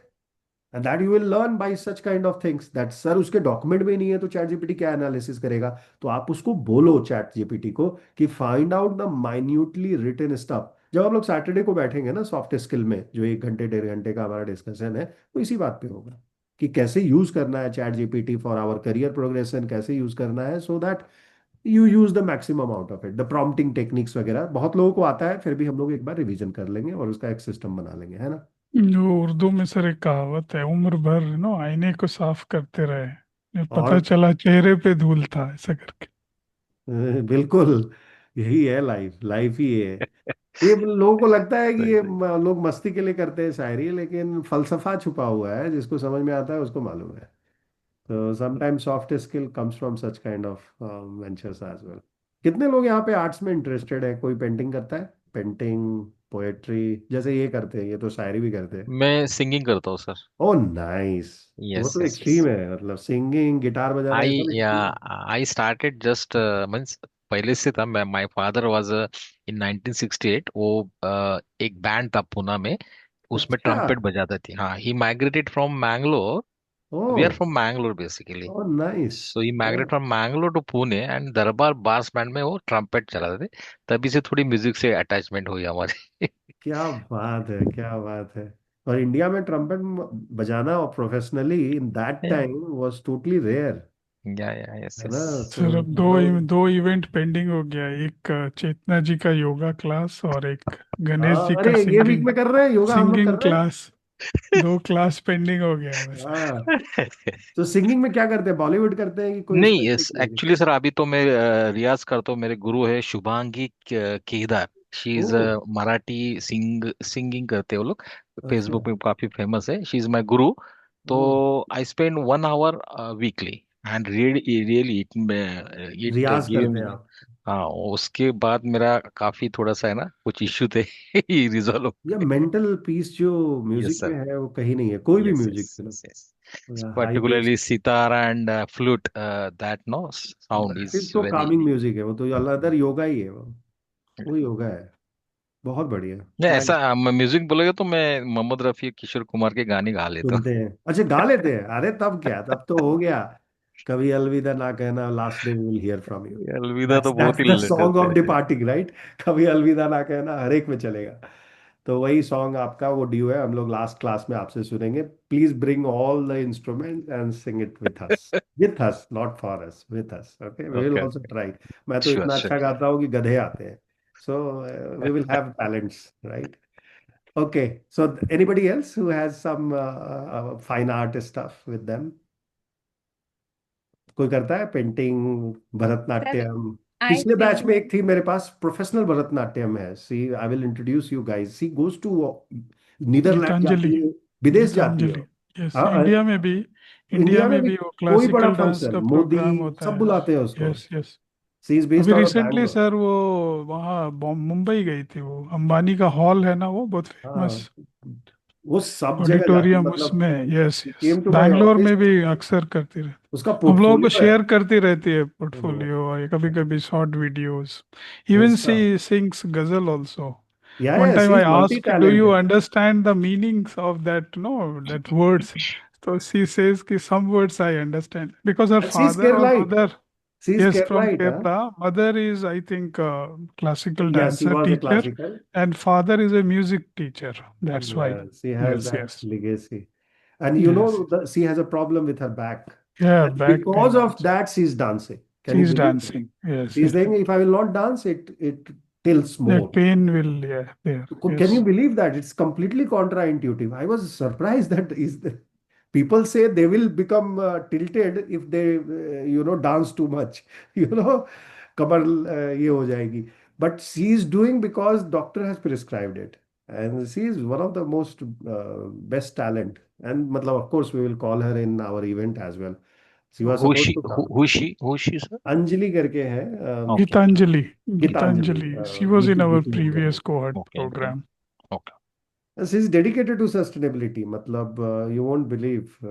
And she is not professional. Means She's also working in waste management, waste like management. Krita She is is doing working. research Yes. with Netherlands College. She is doing MS Yes. in waste management. और उसके लिए वो company में Yes. Research करने आई बैंगलोर में, settled हो गए. So that's the story. मतलब गजब गजब की कोहर्ट में हमारे लोग आते हैं, है ना. बहुत इंटरेस्टिंग है. So one is fixed. Sir वो Anybody else मीटिंग who किया does था सर. painting? कुछ कुछ करते हैं आप Sir, लोग? I हम do लोग painting, but अच्छा. it's more hobby based. So, Yeah. कौन सा pastel yeah. Based, sketching, Sir, में? usually watercolors or oil paints. Oh, nice, nice. Oil paint is very difficult. Oil paint is good. It's actually, in fact, I find it Yeah, easier because it's easier, yeah. color mixing is very easy in oil paints. In अच्छा. watercolors, it dries out very quickly. And you Oil have paint, scope for correction in oil. हाँ, क्योंकि आप you can keep kind of, if you put more oil, then उसका mixing भी better होता है और उसको आप अच्छा. change करते रह सकते हो. Only thing is it takes a lot of time to dry, तो dust वस्ट बहुत जल्दी जम जाता है. Oh, but those are well respected and a lot of value is there for oil paint and all. Good. Anybody else? Alankrita तुम क्या करते हो? Traveling. She does traveling. So she will take us to UK, US. अभी है कि चलेगी? वो हमेशा ट्रैवल करती रहती है. See, I think she is sir a last cohort में Okay, हम लोग Vivek ji, अलग. I have to get off because I have to get on Of another course, call. everybody has to get up. Sorry about Sir, it. 5 minute. I have only one thing request. Yes, yes. आपके पास list of case studies है क्या? Because I thought this is a very valuable thing to do actually. आपको पूरा domain समझना है तो case आप study. मानोगे नहीं, केस स्टडी हमारे पास नहीं होते. ऐसे ही बैठते हैं हम नहीं, लोग और लिस्ट केस है क्या स्टडी आपके डिसाइड पास करते हैं. कुछ? हम ये अभी ये 3 ऐसे ही टाइम से चल रहा जनरेट है. हो जाता है suddenly. You won't believe this is what all the time happens. I give the option and somebody brings such a interesting case study. जैसे 2 केस स्टडी है. Abdul Amjad ji will send you, which we have covered last time, but we are not हाँ. covering this time. Very interesting one. One is Adani in Chhattisgarh, one is Adani in Mumbai. Yeah, both places, both best case study है. उसको आप check करिए और फिर आप अपना उसको ओपिनियन निकालिए and we will give you video and listen to that videos. Such an interesting discussion has happened there. Okay. So we don't have case study का listing, but if I will ask somebody to create a list and give it to you, no problem. But we तो change. just सीखने के लिए ना, because if somebody is not from this domain, तो उसके पास एक ही तरीका इसीलिए वीडियो रहेगा दिया है, शायद 1 जल्दी मिनट की सीखने का. वैलिडिटी है. Go and watch again and again this 14 4 case study which has happened is priceless. Trust me, this time is completely different than the previous time. And every time I tell this, It is every new unique. Every cohort time it is unique. Yeah. unique and something new Mhm. somebody will bring, which Because makes of this heterogeneity of participants now in their working profile and professionalism like this. That's why is every cohort is unique, and we learn something different. Like मतलब this आप time we have people from electrical communication, and consulting she is doing also, about government agriculture. and she So is every doing time about we learn something new. Means इसके पहले वाले batch में IRCTC की chairman थी. She was a chairman of IRCTC. अभी भी director, board of director में है. And she is also board of director of fintech. She became a policy maker. When she started speaking, people were just pin drop silence in the room. Huh? The way she spoke, okay, Rajni Hasija करके थी. The way she spoke exactly looked like she's representing Mr. Modi. The way she put all the policies there, one by one, she given all the regional. Nobody can imitate. So everybody brings a unique perspective of yes, their case correct. study, which makes the class interesting. Not me and not you.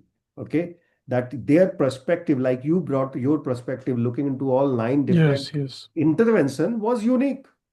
Never happened yes. in past. And she presented, by the way, last time Costa Rica. Costa Rica वो उन्होंने ही करा था. उनका भी unique है. वो video वगैरह लेके आए थे वहां से. She has recorded. One guy तो डेनमार्क में था. So he put all his photographs of Denmark, that how that country is different. अभी भी हमारे साथ जुड़ा हुआ है, he is there, Ravi Indran करके, used to work in supply chain in Denmark. So he's there. He brought that. Boss ka CFO is with us. He worked on Toyota.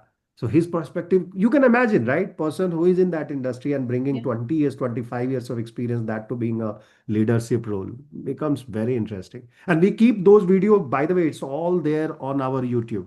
We keep it free. So you can go and watch those. It's not restricted. Okay. So कल prepare होके जरूर आइएगा because people will be listening to you. Okay, not me, you, whole world might be listening to you.